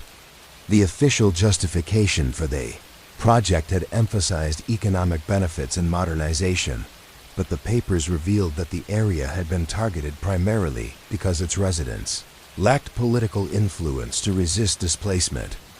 The development had enriched private investors while destroying a community that had provided affordable housing and small businesses that served working-class families. Julia found evidence that City Planning Director Hartwell had privately expressed concerns about the social costs of the urban renewal project, but had been pressured by city council members and business leaders to approve the demolition anyway. His personal notes revealed internal conflicts about decisions that he recognized would harm vulnerable residents while benefiting wealthy developers who had contributed to political campaigns and maintained close relationships with city officials. The highway construction projects from the same period showed similar patterns of decision-making that prioritized convenience for suburban commuters over the stability of inner-city neighborhoods. Julia discovered correspondence showing that alternative routes had been considered but rejected because they would have affected more affluent areas where residents had greater political influence. The chosen route had divided established communities and eliminated businesses that had served as neighborhood anchors for generations of families. The environmental impacts of industrial development during the growth period had been documented in reports that were apparently ignored or suppressed when development decisions were made. Julia found evidence that government officials had been aware of pollution risks and long-term health consequences, but had approved projects anyway because of pressure from business interests and the promise of job creation. The documents revealed a consistent pattern of prioritizing short-term economic benefits over environmental protection and public health. Julia's research was producing a body of evidence that could challenge the established narrative about the city's development and the officials who had been credited with guiding successful growth. The documents showed that many celebrated achievements had come at costs that had not been acknowledged publicly, and that decision-making processes had been influenced by factors that would be considered corrupt by current standards. The implications of Julia's research extended beyond academic historical analysis because some of the individuals involved in the questionable decision-making were still alive and active in business or civic affairs. Several former city officials had gone on to successful careers in private development, consulting, or regional politics, building reputations based partly on their roles in projects that Julia's research was revealing to have been problematic or corrupt. The university's administration had been supportive of Julia's research, recognizing that scholarly examination of local history could contribute to understanding of urban development processes and provide valuable insights for current planning decisions. However, Julia began to receive subtle suggestions that her work might be controversial and could create difficulties for the university's relationships with donors and community leaders who had connections to the historical period she was studying. The pressure increased when Julia presented preliminary findings at a regional history conference, where her analysis of urban renewal projects and highway construction drew attention from journalists and community activists who were interested in how historical injustices might be addressed through current policy changes. The presentation generated newspaper coverage that named specific individuals and companies that had been involved in questionable development projects, creating public awareness of issues that had been buried in archives for decades. Following the conference presentation, Julia received a visit from university administrators who expressed concern about the potential legal and financial implications of her research. While they acknowledged the scholarly value of her work, they suggested that she should be more cautious about making public statements that could be interpreted as accusations against individuals or organizations that might respond with legal challenges against the university. The administrative pressure placed Julia in a difficult position as she balanced her scholarly responsibilities with institutional concerns about controversy and liability. Her research had uncovered historical information that deserved to be part of the public record, but presenting her findings publicly might create risks for both herself and the university. The tension between academic freedom and institutional protection created stress that affected both her research activities and her teaching responsibilities. Julia decided to continue her research while being more careful about how she shared her findings with public audiences. She focused on completing thorough analysis of the Hartwell papers and other primary sources, documenting her discoveries with the precision that would be required if her work was subjected to legal scrutiny or academic challenge. The approach required additional time and resources, but Julia felt obligated to ensure that her scholarship met the highest standards of historical research. The evening research sessions in the library reading room took on added significance as Julia worked to complete her analysis while managing the pressures that her discoveries had created. The quiet atmosphere that had once provided peaceful conditions for scholarly work now felt charged with tension as Julia considered the implications of each document she examined and each conclusion she drew from her research. The Hartwell papers continued to yield significant discoveries that added depth and complexity to Julia's understanding of the city's development history. She found evidence of secret agreements between government officials and private developers, documentation of environmental reports that had been ignored, and correspondence revealing the racial and class motivations behind urban renewal projects that had been presented as objective planning decisions. One particularly significant discovery involved documents showing that a major shopping center development had been approved despite engineering reports indicating that the site was unsuitable for large-scale construction. The warnings had been ignored because powerful business interests wanted to proceed with the project, and government officials had been pressured to provide approval despite technical concerns. The shopping center had eventually experienced structural problems that required expensive repairs and created safety risks for visitors. Julia's research revealed that similar patterns of ignoring technical expertise in favor of political and economic considerations had characterized many development projects during the growth period. Engineers, environmental scientists, and social service professionals had provided reports and recommendations that were disregarded when they conflicted with the interests of influential developers or the political ambitions of elected officials. The documentation showed that public participation in planning processes had been deliberately limited to prevent opposition from community members who would be affected by development projects. Public hearings had been scheduled at inconvenient times. Notices had been published in locations where affected residents were unlikely to see them, and community input had been dismissed as uninformed or obstructionist when it raised concerns about proposed projects. Julia found evidence that neighborhood organizations and community advocates who had attempted to oppose harmful development projects had been subjected to intimidation and harassment designed to discourage their activities. Business leaders and government officials had used economic pressure, legal threats, and personal attacks to silence critics who questioned the wisdom or fairness of development decisions. The research was revealing a systematic pattern of abuse of power that had shaped the city's development for decades and continued to affect current residents through the legacy of problematic projects and the precedents established by corrupt decision-making processes. Julia realized that her scholarly work was uncovering information that could support efforts to address current inequities and prevent similar problems in future development projects. However, the sensitive nature of her discoveries continued to create pressure from university administrators who were concerned about potential legal challenges and damage to relationships with important donors and community leaders. Julia found herself working in an environment where her academic freedom was being constrained by institutional fears about the consequences of scholarly truth-telling. The tension came to a head when Julia received notification that her research access to certain archival collections was being restricted pending review by University Legal Counsel.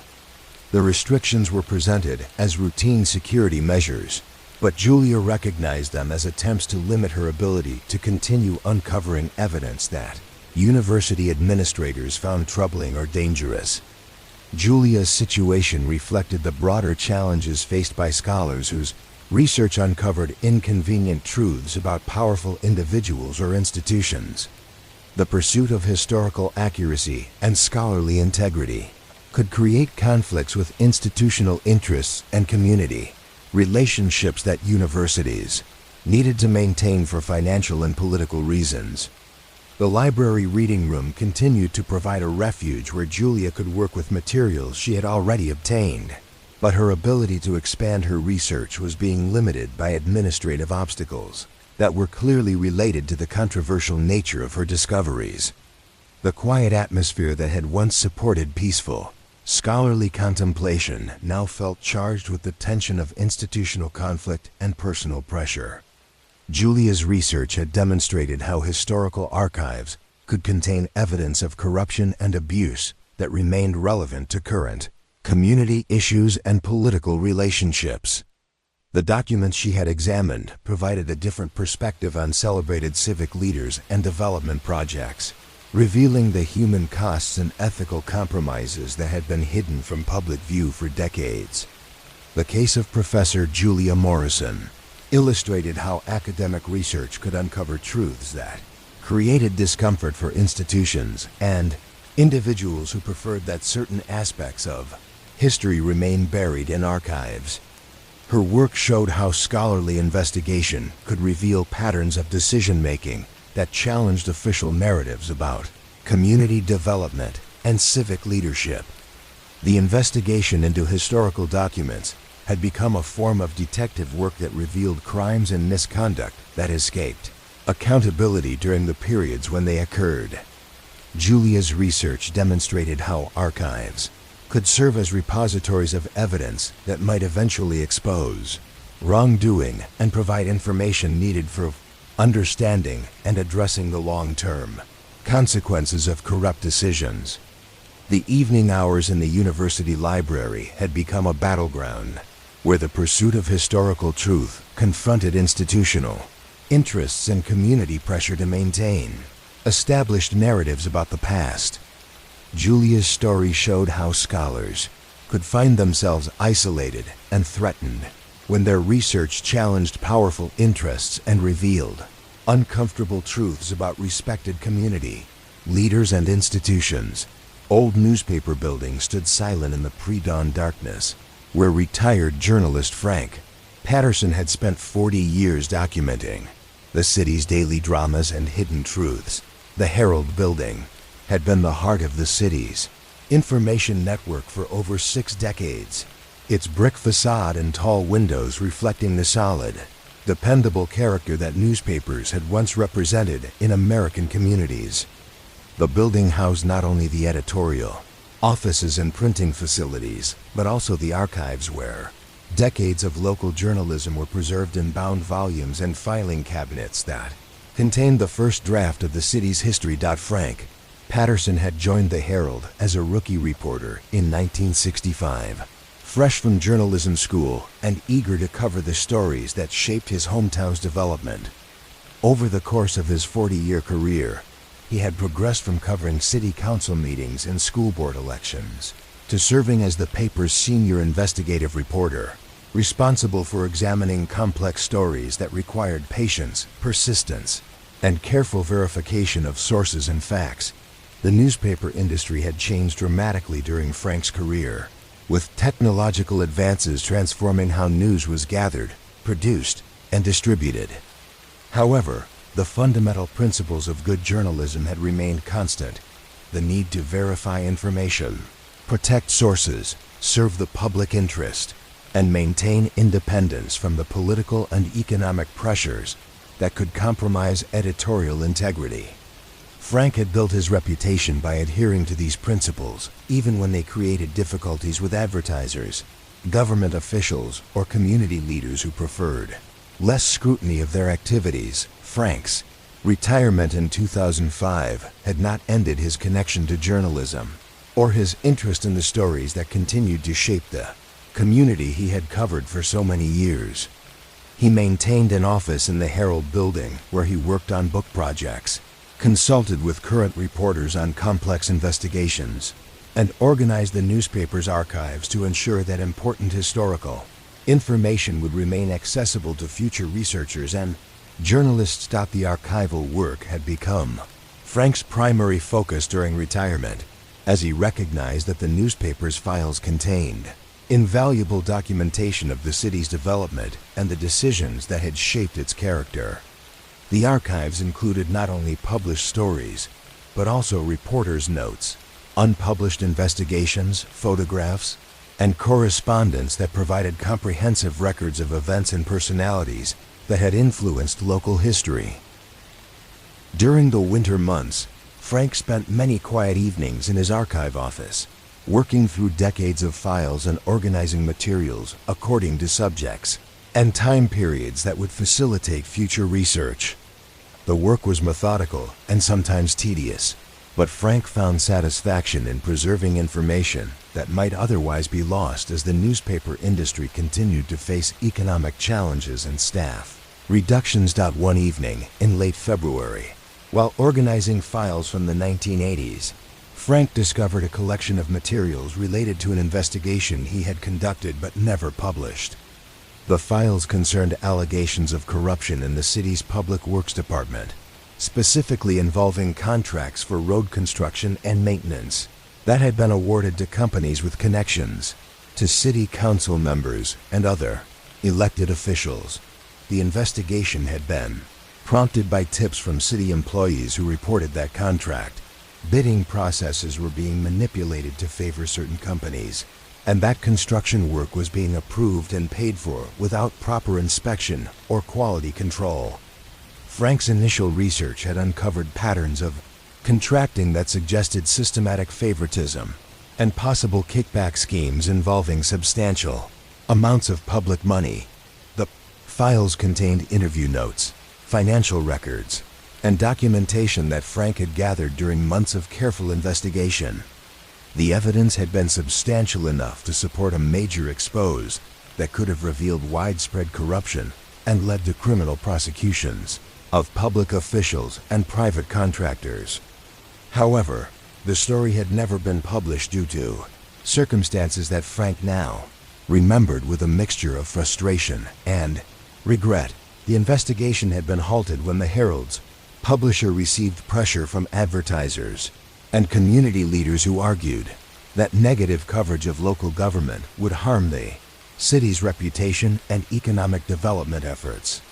The publisher had expressed concern that corruption allegations could damage relationships with officials whose cooperation the newspaper needed for routine coverage of government activities.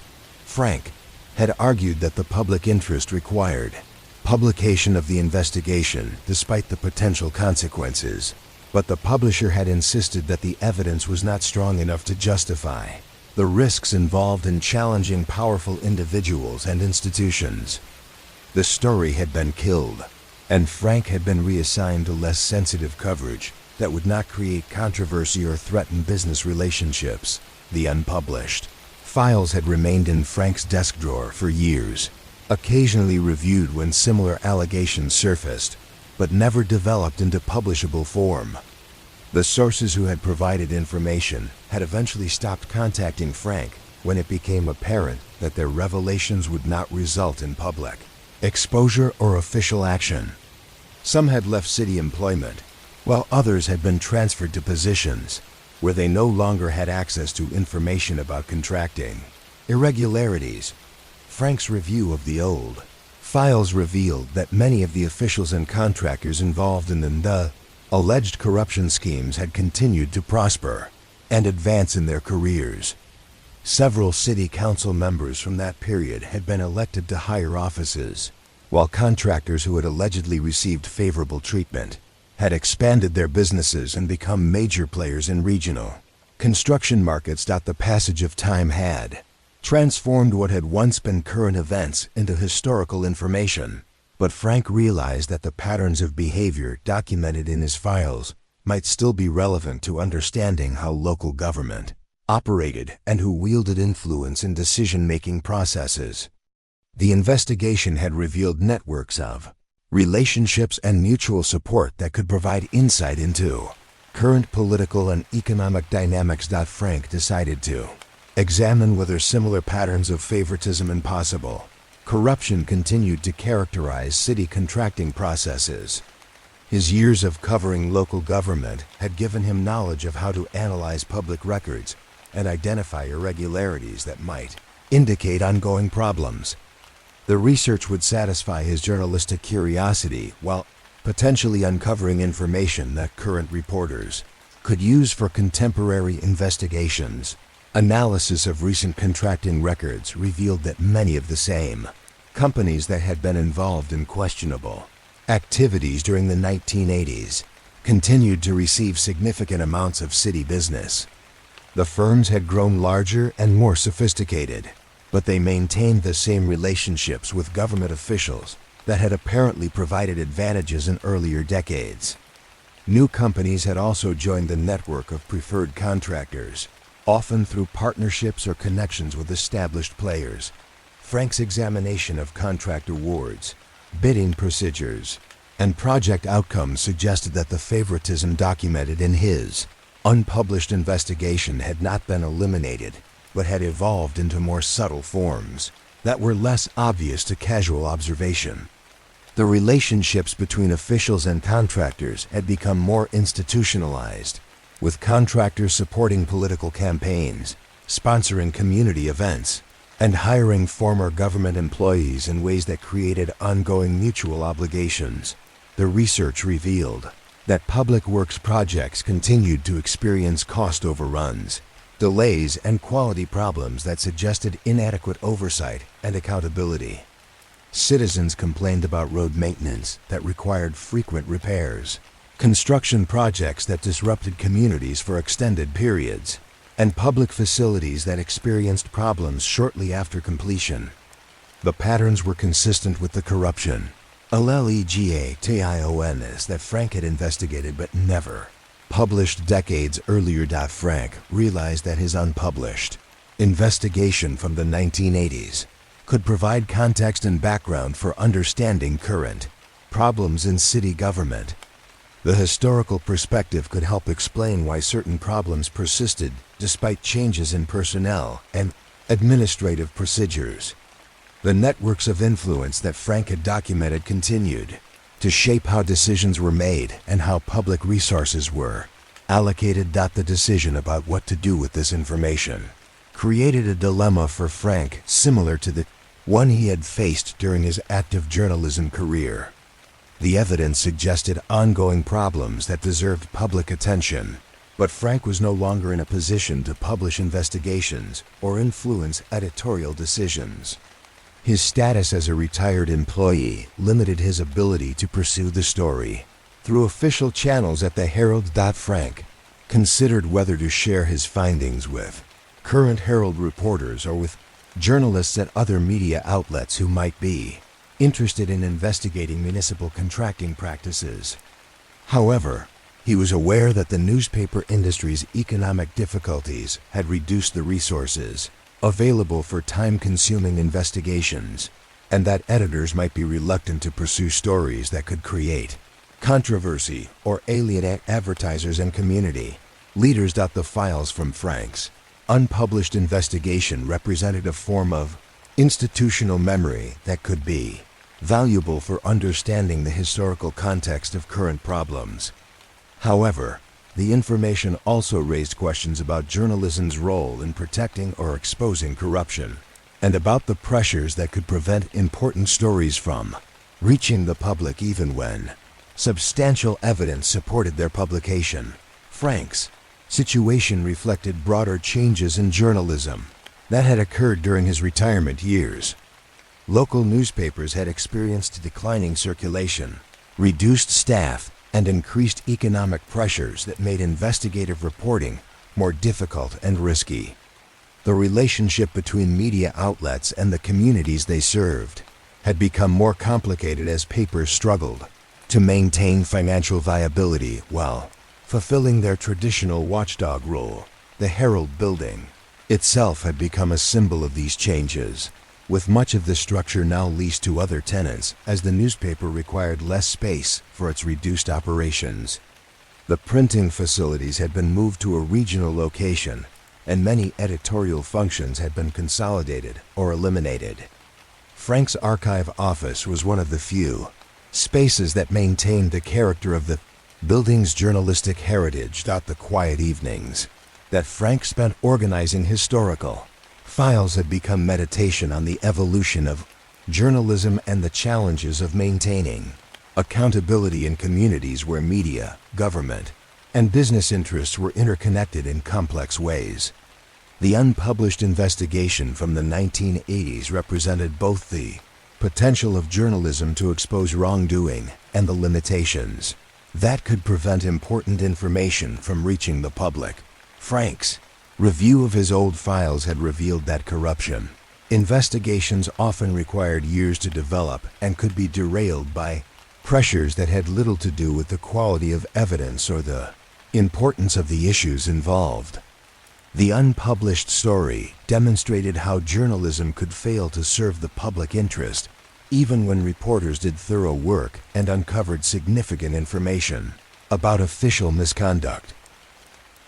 The archive office had become a repository of stories that had been told and stories that had been silenced, creating a complex record of what the community had been willing to confront about itself and what it had chosen to ignore or suppress. Frank's work in organizing these materials was preserving both the published record and the hidden history of journalism's struggles to maintain independence and serve the public interest. The discovery of the unpublished corruption investigation had reminded Frank of the ongoing tension between journalism's ideals and the practical constraints that shaped what information reached the public. His files contained evidence of official misconduct that had never been exposed, but they also documented the pressures and obstacles that could prevent even well-researched stories from being published. Frank continued his archival work through the winter months, organizing decades of materials that reflected the Herald's role in documenting and sometimes influencing the city's development. The files contained published stories that had shaped public understanding of important events, but they also included unpublished investigations that revealed the limitations of journalism's ability to expose wrongdoing and hold officials accountable. The newspaper building's quiet halls had once echoed with the sounds of reporters typing stories, editors making deadline decisions, and printing presses producing the daily record of community life. Now the building held mainly memories and archives, preserving the history of journalism's efforts to serve the public interest while documenting the challenges that had sometimes prevented important stories from being told. Frank's retirement project had evolved into something more significant than simple archive organization. His work was creating a comprehensive record of journalism's role in the community, and the factors that had influenced what information reached the public. The unpublished corruption investigation had become a case study in the pressures that could compromise editorial independence and prevent exposure of official misconduct. The files represented 40 years of journalism in a changing community, documenting both the stories that had been told and the stories that had been suppressed. Frank's careful organization of these materials was ensuring that future researchers would have access to the complete record of the Herald's work, including the investigations that had been killed and the stories that had never reached publication. The archive office had become a place where Frank confronted the complexities of journalism's relationship with power and the difficulties of maintaining editorial independence in communities where newspapers depended on the same institutions and individuals they were expected to monitor. His unpublished investigation from the 1980s had become a reminder of journalism's potential and its limitations, representing both the ideals that had motivated his career and the practical constraints that had sometimes prevented those ideals from being realized. Frank's story illustrated how retired journalists could continue to serve the public interest by preserving institutional memory and organizing historical materials that provided context for understanding current issues. His work in the archives was ensuring that important information would remain available even if it had not been published during the periods when it might have had the greatest impact on public policy and official accountability.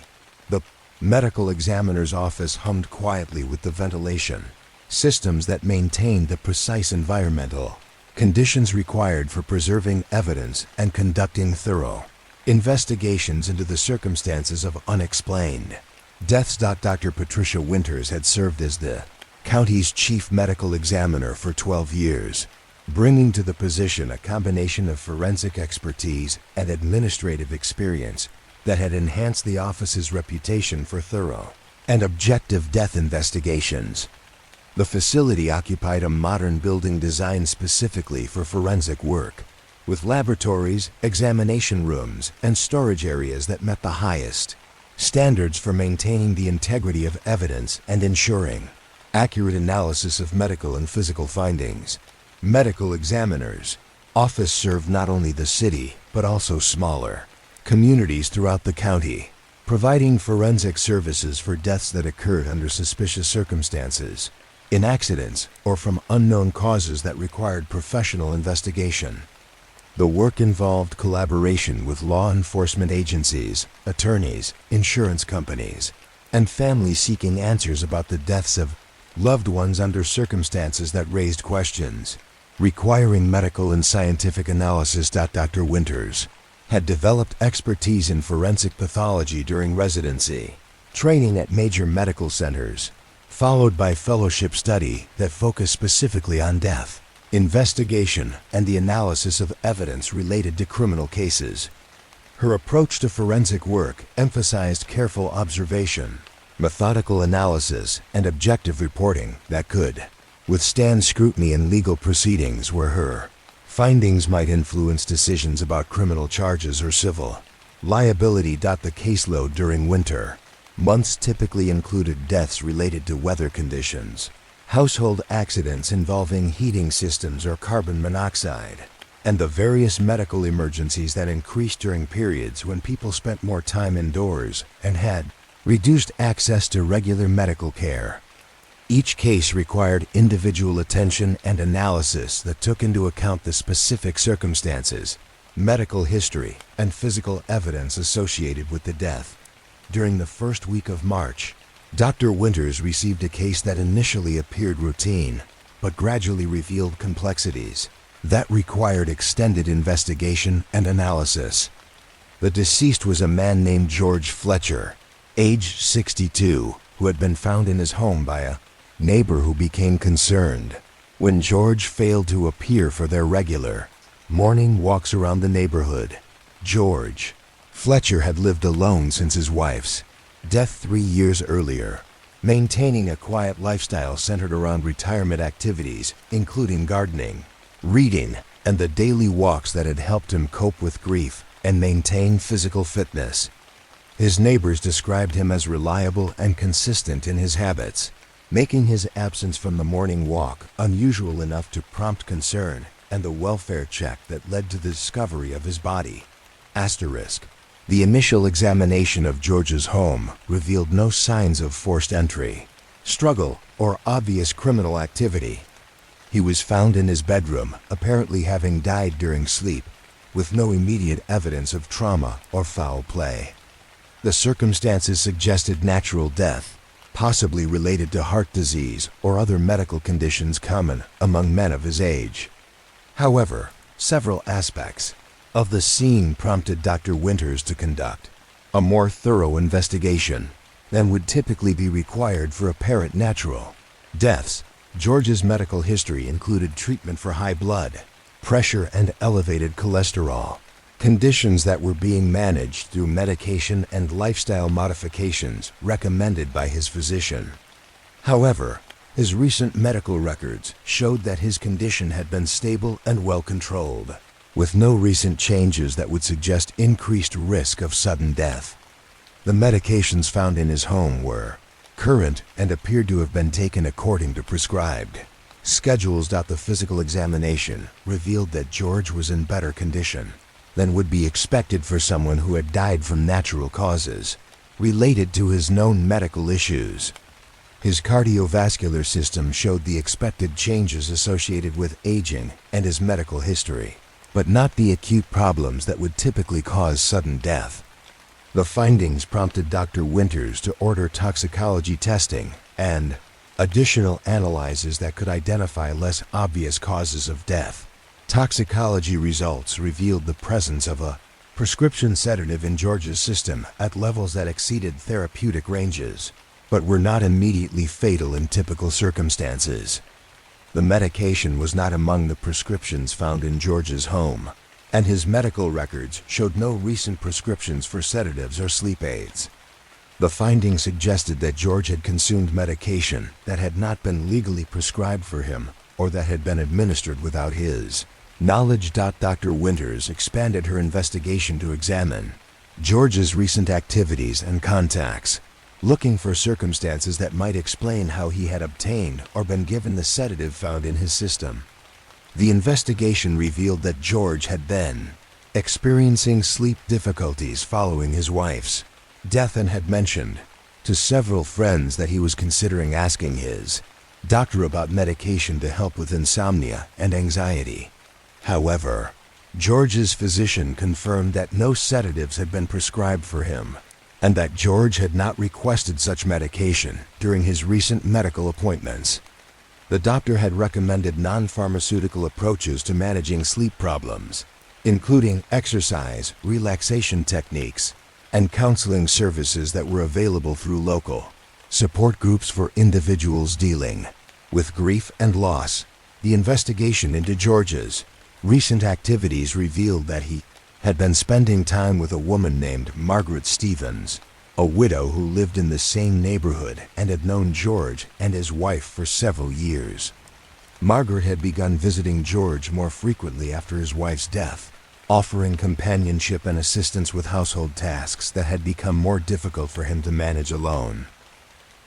Margaret Stevens was described by neighbors as a helpful and caring person who had supported several widowed individuals in the community through difficult periods of adjustment. She had experience caring for elderly family members and was knowledgeable about medications and health issues that affected older adults. Her relationship with George had been viewed positively by neighbors who were pleased that he was receiving emotional support during his grieving process. Dr. Winters interviewed Margaret about her relationship with George and her knowledge of his health issues and medication use. Margaret explained that she had been concerned about George's sleep problems and had suggested that he might benefit from occasional use of mild sedatives that she had been prescribed for her own anxiety and sleep difficulties. She acknowledged giving George one of her prescription tablets on the evening before his death, believing that it would help him get restful sleep. The sedative that Margaret had given to George was a medication that she had been prescribed by her physician for anxiety related to her own adjustment to widowhood. Margaret had been taking the medication occasionally and had accumulated several unused tablets that she thought might be helpful for George's similar problems. She had not considered the possibility that the medication might be dangerous for George, or that sharing prescription medication could create legal or medical risks. Dr. Winters explained to Margaret that prescription medications were formulated for specific individuals based on their medical history, other medications, and physical characteristics, and that sharing such medications could create serious health risks, even when done with good intentions. The sedative that Margaret had given to George had apparently interacted with his blood pressure medication in ways that contributed to his death. The investigation revealed that George's death had resulted from an unintended drug interaction rather than deliberate poisoning or other criminal activity. Margaret's action in sharing her medication had been motivated by genuine concern for George's well-being, but her lack of knowledge about drug interactions had led to tragic consequences. The case demonstrated how well-intentioned actions could result in fatal outcomes when people made decisions about medications without proper medical supervision. Dr. Winters faced the difficult task of determining how to classify George's death and what recommendations to make regarding potential legal consequences for Margaret's actions. The death had resulted from medication administered by another person, but without criminal intent or knowledge that harm would result. The situation fell into a gray area where legal, medical, and ethical considerations intersected in complex ways. The medical examiner's findings would influence decisions by law enforcement agencies about whether criminal charges should be filed, and by insurance companies about whether death benefits should be paid. The classification of George's death would also affect Margaret's potential liability for her role in the fatal drug interaction. Dr. Winters understood that her conclusions would have significant consequences for Margaret and for George's family members who were seeking answers about his unexpected death. The case highlighted issues related to prescription drug safety and the risks associated with informal medication sharing among older adults who might not understand the potential dangers of drug interactions. Dr. Winters recognized that George's death represented a broader pattern of medication-related incidents that occurred when individuals made assumptions about drug safety based on limited knowledge or well-intentioned but misguided attempts to help others. The investigation also revealed gaps in public education about prescription drug safety and the importance of medical supervision in medication decisions. Margaret's actions reflected common misunderstandings about the risks of sharing medications and the potential for harmful interactions between different drugs. Her lack of awareness about these risks had contributed to a preventable death that affected both families and the broader community.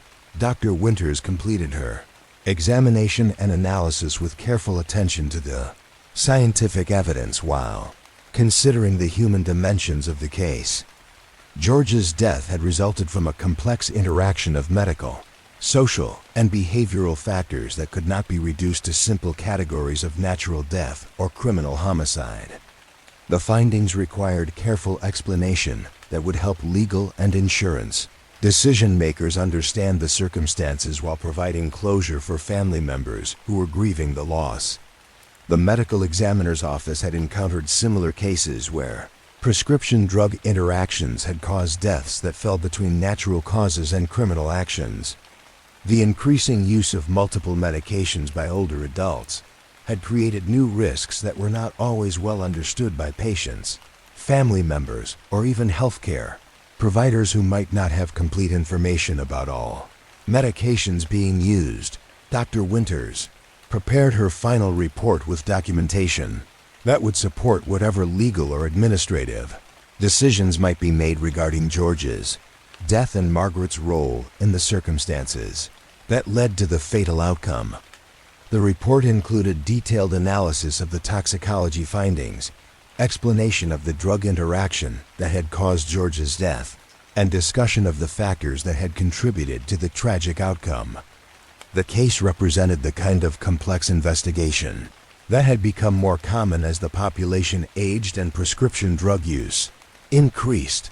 Dr. Winters recognized that her office would likely encounter similar cases in the future as well-intentioned, but uninformed actions by friends and family members created risks that could result in preventable deaths. The medical examiner's work had revealed how good intentions could lead to tragic outcomes when people made decisions about medications without adequate knowledge or professional supervision. George Fletcher's death demonstrated the importance of public education about prescription drug safety and the need for clear communication between healthcare providers and patients about medication risks and proper usage. The investigation had also shown how social isolation and informal support networks among older adults could create situations where individuals made well-intentioned but dangerous decisions about healthcare and medication use. Margaret Stevens' desire to help George with his sleep problems had led her to share prescription medication without understanding the potential risks or consulting with medical professionals who could have prevented the fatal interaction. Dr. Winters continued her work with the understanding that each case required individual analysis that considered both scientific evidence and human factors that contributed to unexpected deaths. The medical examiner's office served as a bridge between the medical and legal systems, providing objective analysis that could help families and communities understand the circumstances of deaths while supporting appropriate responses by law enforcement and other authorities. George Fletcher's case had become part of the ongoing documentation of how prescription medications affected community health and safety. The investigation had revealed both the benefits and risks of informal support networks among older adults, and had highlighted the need for better education about medication safety and drug interaction risks. The medical examiner's office continued its work of investigating unexplained deaths and providing the scientific analysis that supported legal and administrative decisions about cause and manner of death. Each case contributed to the broader understanding of factors that affected community health and safety, while providing specific answers for families seeking closure after the loss of loved ones under uncertain circumstances. Dr. Winters understood that her role extended beyond the technical aspects of death investigation to include education and communication that could help prevent similar tragedies in the future. The findings from George Fletcher's case would be shared with healthcare providers, community organizations, and public health authorities who could use the information to improve medication safety education and support services for older adults dealing with grief, isolation, and health challenges. The spring rain tapped gently against the windows of the police department's community relations office, where Captain Maria Santos reviewed the connections that had emerged between the cases her department had investigated throughout the long winter months. Captain Maria Santos had overseen the police department's investigative divisions for 8 years, coordinating the work of detectives, patrol officers, and specialized units that served the community's public safety needs. Her office occupied a corner space in the main headquarters building, with windows that provided views of both the busy downtown district and the quieter residential neighborhoods where much of the department's daily work was conducted. The winter had been particularly active for the investigative units, with several complex cases that had required extensive resources and coordination between different divisions. As spring arrived, Captain Santos found herself reviewing the files and outcomes of these investigations, looking for patterns and connections that might inform future police work and community safety initiatives. The cases had initially appeared unrelated, involving different types of incidents, different neighborhoods, and different groups of people. However, Captain Santos's review was revealing subtle connections and recurring themes that suggested underlying issues affecting the community's social fabric and institutional integrity. The investigations had uncovered problems that extended beyond individual criminal acts to include systemic weaknesses and ethical failures that deserved broader attention. Detective Sarah Chun's investigation of Harold Whitman's disappearance had concluded with the discovery that Harold had successfully created a new life elsewhere, but the case had revealed the isolation and desperation that could affect individuals whose lives had become constrained by routine and limited opportunities for meaningful change. Harold's carefully planned departure had demonstrated both the human capacity for reinvention and the social conditions that sometimes made such dramatic changes seem necessary. The Elena Vasquez case had remained unsolved, with Detective Chun's investigation revealing connections between Elena's consulting work and financial irregularities that might have placed her in danger. The case had highlighted the risks faced by professionals whose work brought them into contact with sensitive information about business practices and institutional problems that powerful individuals preferred to keep hidden from public scrutiny. Officer Martinez's discovery of Marcus Webb's belongings in the harbor warehouse had led to an ongoing investigation into criminal networks operating within the maritime community. The case had revealed how legitimate businesses and recreational activities could provide cover for illegal enterprises, and how professionals like Marcus could encounter dangers they had not anticipated when they accepted routine assignments that brought them into contact with criminal activities. Thomas Henley's concerns about Catherine Morrison's research in the courthouse archives had evolved into a complex situation involving historical records that contained evidence of past misconduct by officials who remained active in public life. The case had demonstrated how archives could serve as repositories of evidence that might eventually expose wrongdoing and provide information needed for understanding current political and economic relationships. Sergeant Linda Park's cold case investigation into Robert Dalton's disappearance had revealed connections to stolen vehicle networks that had operated for years while evading detection. The case had shown how ordinary hobbies and interests could inadvertently bring citizens into contact with criminal enterprises, and how the passage of time could both complicate investigations and reveal patterns that had not been obvious during initial inquiries. Detective Rivera's investigation of Marcus Webb's disappearance had expanded to include examination of maritime businesses and the complex relationships that governed harbor operations. The case had highlighted the challenges of law enforcement in communities where legitimate and illegitimate activities were closely intertwined, and where traditional investigative approaches might not be effective in uncovering organized criminal enterprises. Professor Julia Morrison's historical research had been constrained by institutional pressure, but her work had revealed patterns of corruption and abuse of power that had shaped the city's development over decades. The case had demonstrated how academic research could uncover important information about institutional failures while also revealing the pressures that could prevent such information from reaching public attention. Frank Patterson's discovery of his unpublished corruption investigation had provided historical context for understanding current problems in municipal government. The case had shown how journalism could document institutional problems while also revealing the pressures that could prevent important stories from being published even when substantial evidence supported their accuracy and public importance. Dr. Patricia Winters' investigation of George Fletcher's death had revealed the unintended consequences of well-intentioned actions and the risks associated with informal support networks among vulnerable populations.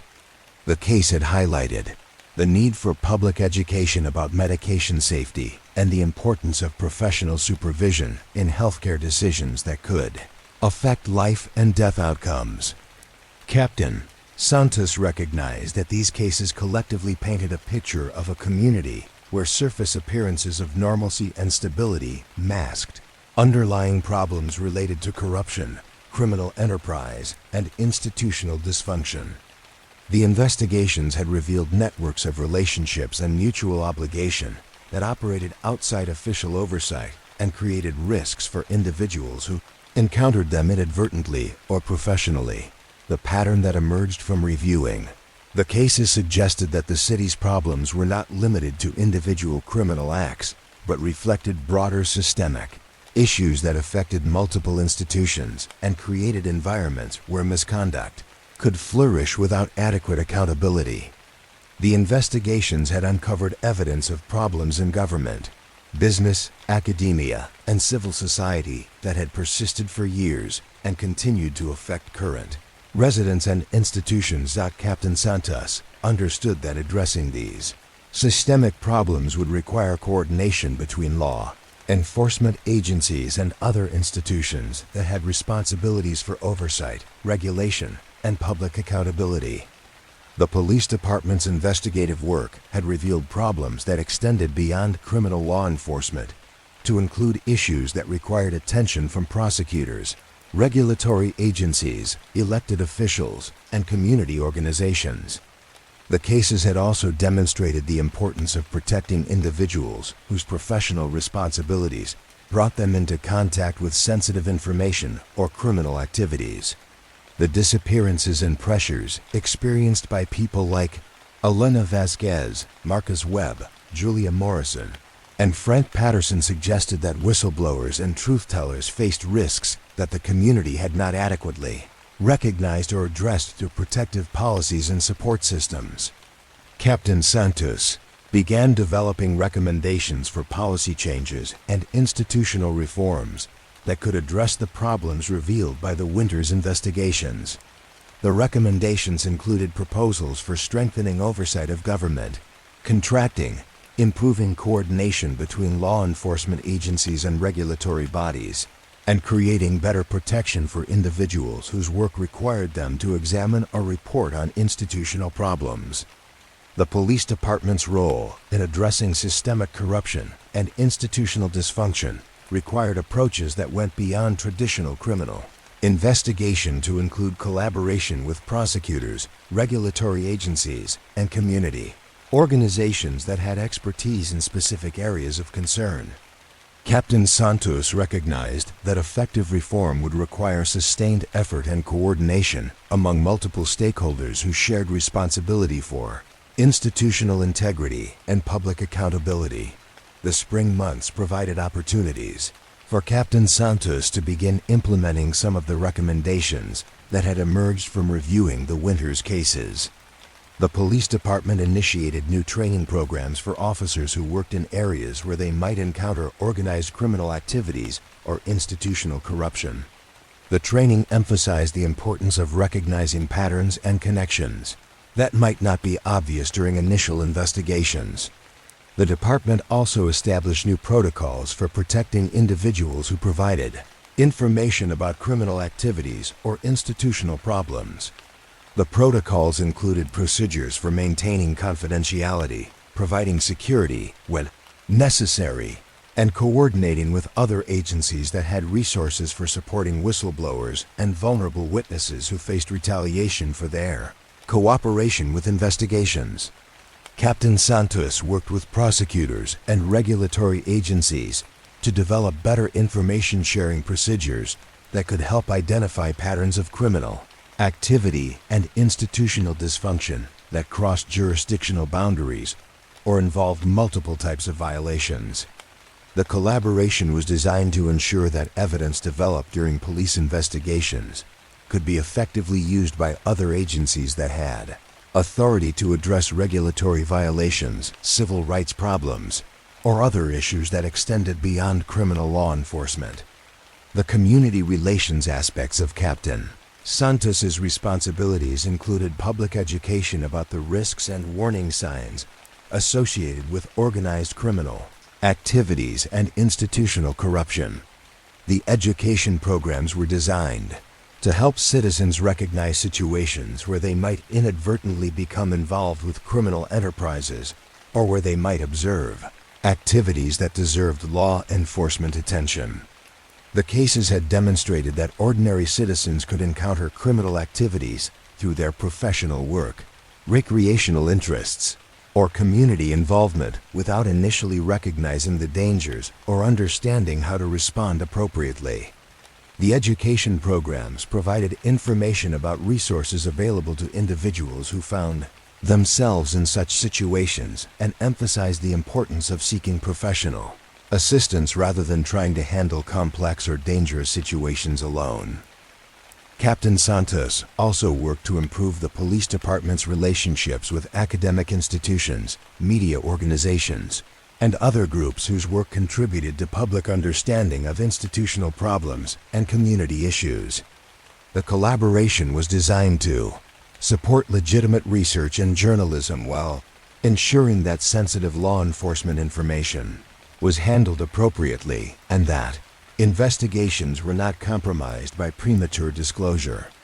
The lessons learned from the winter's investigations influenced the department's approach to community policing and problem-solving initiatives that addressed the underlying conditions that contributed to crime and institutional dysfunction. Captain Santos recognized that effective law enforcement required understanding and addressing the social, economic, and political factors that created environments where criminal activities and corruption could flourish. As summer approached, the police department continued to work on the long-term investigations that had begun during the winter months. Several cases remained active, with detectives following leads and developing evidence that might eventually result in prosecutions or other official actions. The work required patience and persistence, as complex cases involving organized criminal activities or institutional corruption often took years to resolve completely. The department's annual report included analysis of the winter's cases and their implications for understanding crime patterns and community safety issues. The report emphasized the connections between individual criminal acts and broader institutional problems, and highlighted the need for sustained effort to address systemic issues that affected community integrity and public trust. Captain Santos continued her coordination of the department's investigative work with awareness that the cases from the winter had revealed only part of a larger picture of institutional problems and criminal activities that affected the community. The investigations had provided valuable insights into how such problems developed and persisted, but they had also shown that addressing these issues would require sustained commitment from multiple institutions and community stakeholders. The spring rain continued to fall gently against the office windows, creating a peaceful atmosphere that contrasted with the complexity of the problems that Captain Santos and her colleagues were working to address. The quiet rhythm of the rain provided backdrop for reflection on the lessons learned during the winter's investigations and planning for the ongoing work that would be required to address the institutional and social problems that had been revealed. The police department building remained active with the daily work of serving community safety needs, but the winter's investigations had added new dimensions to that work by revealing connections between individual cases and broader patterns of institutional dysfunction. Captain Santos understood that effective law enforcement required not only solving individual crimes but also working to address the systemic problems that created environments where criminal activities and corruption could flourish. The cases had shown that communities were complex systems where legitimate and illegitimate activities were often closely intertwined, and where individuals with professional responsibilities or civic commitments could encounter risks that they had not anticipated. The police department's work in documenting and investigating these situations contributed to broader efforts to maintain institutional integrity and public accountability. The stories that had unfolded during the winter months had revealed both the vulnerabilities and the resilience of individuals and institutions facing challenges that tested their integrity and commitment to serving the public interest. The investigations had shown that ordinary people could find themselves in extraordinary circumstances that required courage, persistence, and sometimes sacrifice to address problems that affected the broader community. Captain Santos concluded her review of the winter's cases with recognition that the work of maintaining community safety and institutional integrity was ongoing and required sustained commitment from law enforcement agencies. other public institutions, and citizens who were willing to support efforts to address problems that might be easier to ignore than to confront. The investigations had provided valuable insights into how such problems developed and persisted, and had highlighted the importance of protecting and supporting individuals whose work contributed to accountability and transparency. The gentle sound of spring rain against the office windows served as a reminder that seasons changed, but the fundamental work of maintaining community integrity continued regardless of weather or other external circumstances. The cases from the winter had become part of the ongoing record of that work, documenting both the challenges and the progress that characterized efforts to address complex problems that affected institutional and social relationships within the community. The police department's role in this work extended beyond traditional law enforcement to include collaboration with other institutions and support for individuals whose professional responsibilities or civic commitments brought them into contact with problems that required collective attention and sustained effort to address effectively. The winter's investigations had provided guidance for that ongoing work while demonstrating the importance of maintaining vigilance and commitment to institutional integrity and public accountability. Volume 10. The courthouse clock tower chimed midnight as archivist Emily Brennan discovered the sealed envelope that had been hidden for 30 years behind a loose stone in the building's oldest foundation. The municipal courthouse had undergone extensive renovation during the summer months, with construction crews working to upgrade electrical systems, improve climate control, and strengthen structural elements that had been stressed by decades of settling and weather exposure. The renovation project had provided opportunities to examine parts of the building that had been inaccessible since its original construction, revealing architectural details and historical artifacts that had been forgotten over the years. Emily Brennan served as the courthouse's senior archivist, responsible for maintaining historical records and overseeing the preservation of documents that chronicled the community's legal and administrative history. The renovation project had required her involvement to ensure that construction activities did not damage important materials and to catalog any historical items discovered during the restoration work. The building's oldest section dated to 1892, constructed with massive stone blocks and timber framework that reflected the solid, permanent character that civic leaders had wanted to project during the community's early development period. The foundation walls extended deep into the ground, creating basement spaces that had served various purposes over the decades, from document storage to emergency shelter during severe weather events. Emily had been working late in the basement archives, organizing materials that had been temporarily relocated during the renovation, when she noticed that one of the foundation stones appeared to have been deliberately loosened at some point in the past. The stone was slightly offset from its neighbors, creating a small gap that might not be visible to someone who was not examining the wall closely. Careful investigation revealed that the stone could be moved to expose a small cavity that had been carved into the wall behind it. The cavity contained a manila envelope that had been sealed with wax and wrapped in oiled cloth to protect it from moisture. The envelope showed no signs of deterioration despite what appeared to be many years of concealment. In the foundation wall, the envelope was addressed simply to future generations in handwriting that appeared to be from several decades earlier. The wax seal bore the impression of a signet ring, but the design was too worn to identify clearly. Emily photographed the envelope from multiple angles before carefully breaking the seal to examine the contents without damaging what might be historically significant materials. Inside the envelope, Emily found a collection of documents that appeared to date from the 1990s, including handwritten letters, photocopied financial records, and what looked like official government forms that had been completed but never filed.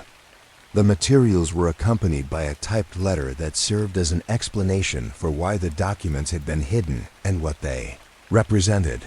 The explanatory letter was signed by someone named David Kellerman, who identified himself as a former city planning employee who had worked in the courthouse during the early 1990s. Kellerman's letter explained that he had discovered evidence of systematic corruption involving city officials and private developers who had manipulated zoning decisions and construction permits to benefit specific business interests at the expense of community welfare and legal requirements. According to Kellerman's letter, his attempts to report the corruption through official channels had been blocked by supervisors who were themselves involved in the schemes or who had been pressured to prevent investigation of the activities. Kellerman had eventually feared for his safety after receiving threats that convinced him that powerful individuals would take action to prevent exposure of their illegal activities. The hidden documents included copies of materials that Kellerman had gathered to support his corruption allegations, including financial records showing payments between developers and city officials, correspondence discussing illegal arrangements, and internal memos that revealed knowledge of wrongdoing among government personnel who had chosen to ignore or cover up the activities rather than report them to law enforcement. Emily realized that the discovery represented a significant historical find that could provide insight into corruption that had apparently affected the city's development during a crucial period of growth and change.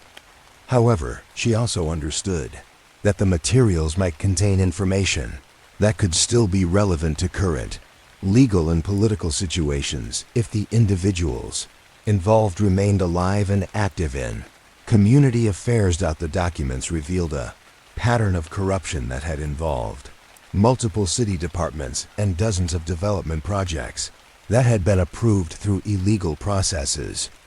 The scale of the wrongdoing suggested that the corruption had been systematic rather than isolated, involving networks of officials and business leaders who had worked together to subvert legal processes for personal and financial gain. Letter indicated that he had tried multiple approaches to exposing the corruption, including contacting journalists, prosecutors, and state oversight agencies. However, his efforts had been unsuccessful due to the influence wielded by the individuals involved and their ability to prevent investigation or media coverage of their activities. The letter suggested that Kellerman had eventually left his city employment and moved away from the area to avoid retaliation for his knowledge of the corruption. The hidden documents included evidence of specific construction projects that had been approved despite safety violations, environmental problems, and zoning restrictions that should have prevented development. The materials showed that inspections had been falsified, permits had been issued without proper review, and public hearings had been manipulated to prevent community input that might have opposed problematic development projects. Emily found evidence that several major commercial and residential developments from the 1990s had been built using materials and methods that did not meet safety standards, creating potential risks for occupants and neighboring properties.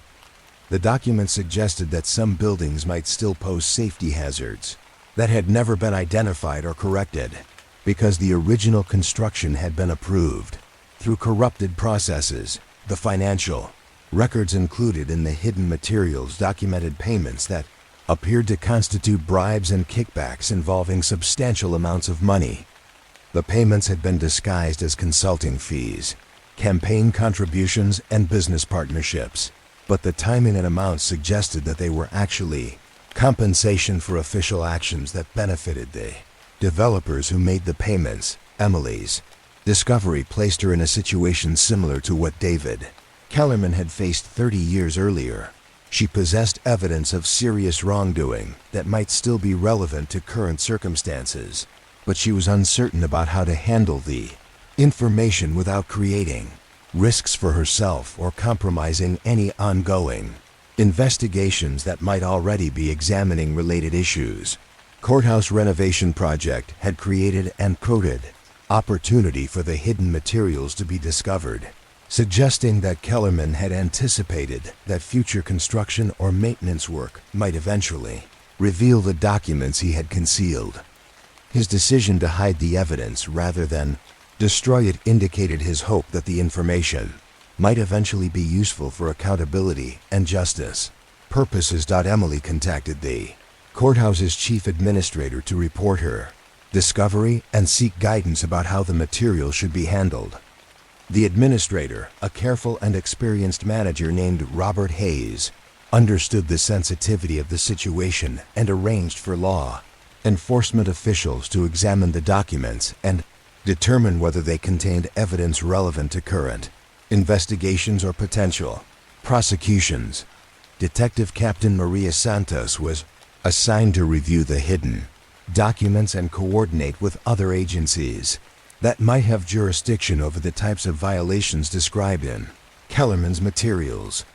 Captain Santos recognized that the discovery represented a significant development that could provide historical context for current corruption investigations and might contain evidence that could support prosecutions if the statute of limitations had not expired.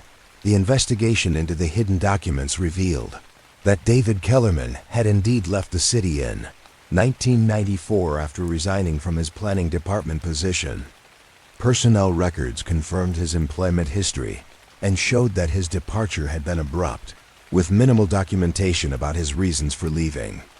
Attempts to locate Kellerman for interviews were unsuccessful, as he appeared to have moved multiple times since leaving and had maintained minimal connections to his former community. However, the investigation confirmed that many of the individuals named in Kellerman's documents had continued to be active in local business and politics for years after the corruption he had documented. Several had achieved positions of significant influence and responsibility, suggesting that their illegal activities had not been exposed or punished. During the intervening decades, the buildings and development projects identified in the hidden materials were examined to determine whether they posed current safety risks or had experienced problems that could be related to the corrupted approval processes documented by Kellerman. The inspections revealed that several structures had indeed experienced unusual maintenance problems and safety issues that were consistent with substandard construction methods and materials. Captain Santos's investigation expanded to include examination of current city operations to determine whether similar corruption patterns continued to affect government decision-making. The historical evidence provided by Kellerman's documents served as a guide for identifying potential areas of concern and developing strategies for detecting ongoing misconduct. Discovery of the hidden documents had implications that extended beyond historical interest to include current legal and political ramifications. Some of the individuals involved in the documented corruption remained in positions where they could affect current development decisions and government policies. The evidence suggested that accountability measures were needed to address both historical wrongdoing and potential ongoing problems. Emily's role as the discoverer of the materials evolved into serving as a custodian of historical evidence that had significant contemporary relevance. She worked with law enforcement officials and legal experts to ensure that the documents were preserved according to standards that would maintain their usefulness as evidence while also protecting their historical value for future research and education. Courthouse renovation project took on additional significance, as the building where both historical corruption and its eventual exposure had occurred. The renovation work had literally and symbolically uncovered hidden truths that had been concealed within the foundation of the institution that was supposed to represent justice and accountability. Emily continued her archival work with new awareness of how buildings and institutions could harbor secrets that might eventually be revealed through careful attention to details that others might overlook. Her discovery demonstrated how historical evidence could remain hidden for decades but could still be relevant to contemporary issues when it was finally brought to light. The case of the hidden documents became part of the ongoing story of institutional accountability and the long-term consequences of corruption that had been allowed to flourish without adequate oversight or enforcement. David Kellerman's decision to preserve evidence rather than destroy it had eventually served the cause of justice, even though it had taken 30 years for his materials to be discovered and examined. The courthouse basement, where Emily had made her discovery, continued to serve as a repository of legal and historical documents that chronicled the community's ongoing struggles with questions of justice, accountability, and institutional integrity. The hidden envelope had joined the official records as evidence of both wrongdoing and the courage of individuals who were willing to preserve truth even when they could not immediately achieve justice. Asterisk. Emily's discovery demonstrated how historical research and archival work could contribute to contemporary law enforcement and accountability efforts. The careful preservation of evidence, even when it could not be immediately acted upon, served important purposes that might only become apparent years or decades after the initial documentation was created. The renovation of the courthouse continued through the autumn months, with construction crews and archivists working together to preserve the building's historical character while upgrading its functional capabilities. The project had revealed not only structural details and architectural features, but also the hidden evidence that connected past wrongdoing to current accountability efforts. The courthouse clock tower continued to chime the hours, marking the passage of time that had eventually brought David Kellerman's evidence to light and provided opportunities for addressing corruption that had been concealed for 30 years. Emily's late-night work in the archives had connected past and present in ways that served the ongoing cause of justice and institutional integrity. The discovery of the sealed envelope had transformed Emily's routine archival work into something more significant and consequential. Her careful attention to historical details had uncovered evidence that might contribute to accountability efforts and help prevent similar corruption from affecting future community development and government decision-making. The basement archives where Emily worked continued to hold the accumulated records of the community's legal and administrative history, now including both the official documents and the hidden evidence that together provided a more complete picture of how institutions had functioned and how individuals had worked to maintain or restore integrity when it was threatened by corruption and abuse of power.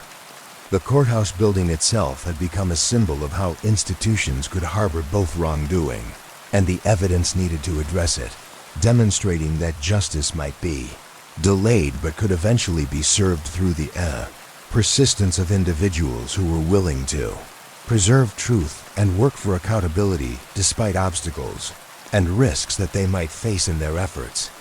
Emily's story illustrated how archival work and historical research could serve contemporary purposes by uncovering evidence and providing context that supported ongoing efforts to maintain institutional integrity and public accountability.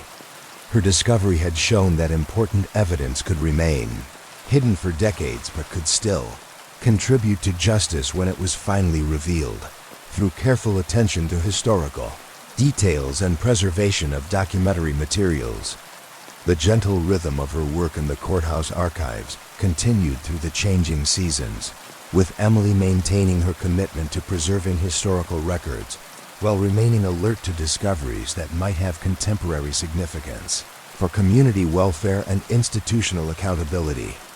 The hidden envelope had demonstrated that such discoveries could occur at any time and could connect past and present in ways that served important purposes for justice and truth.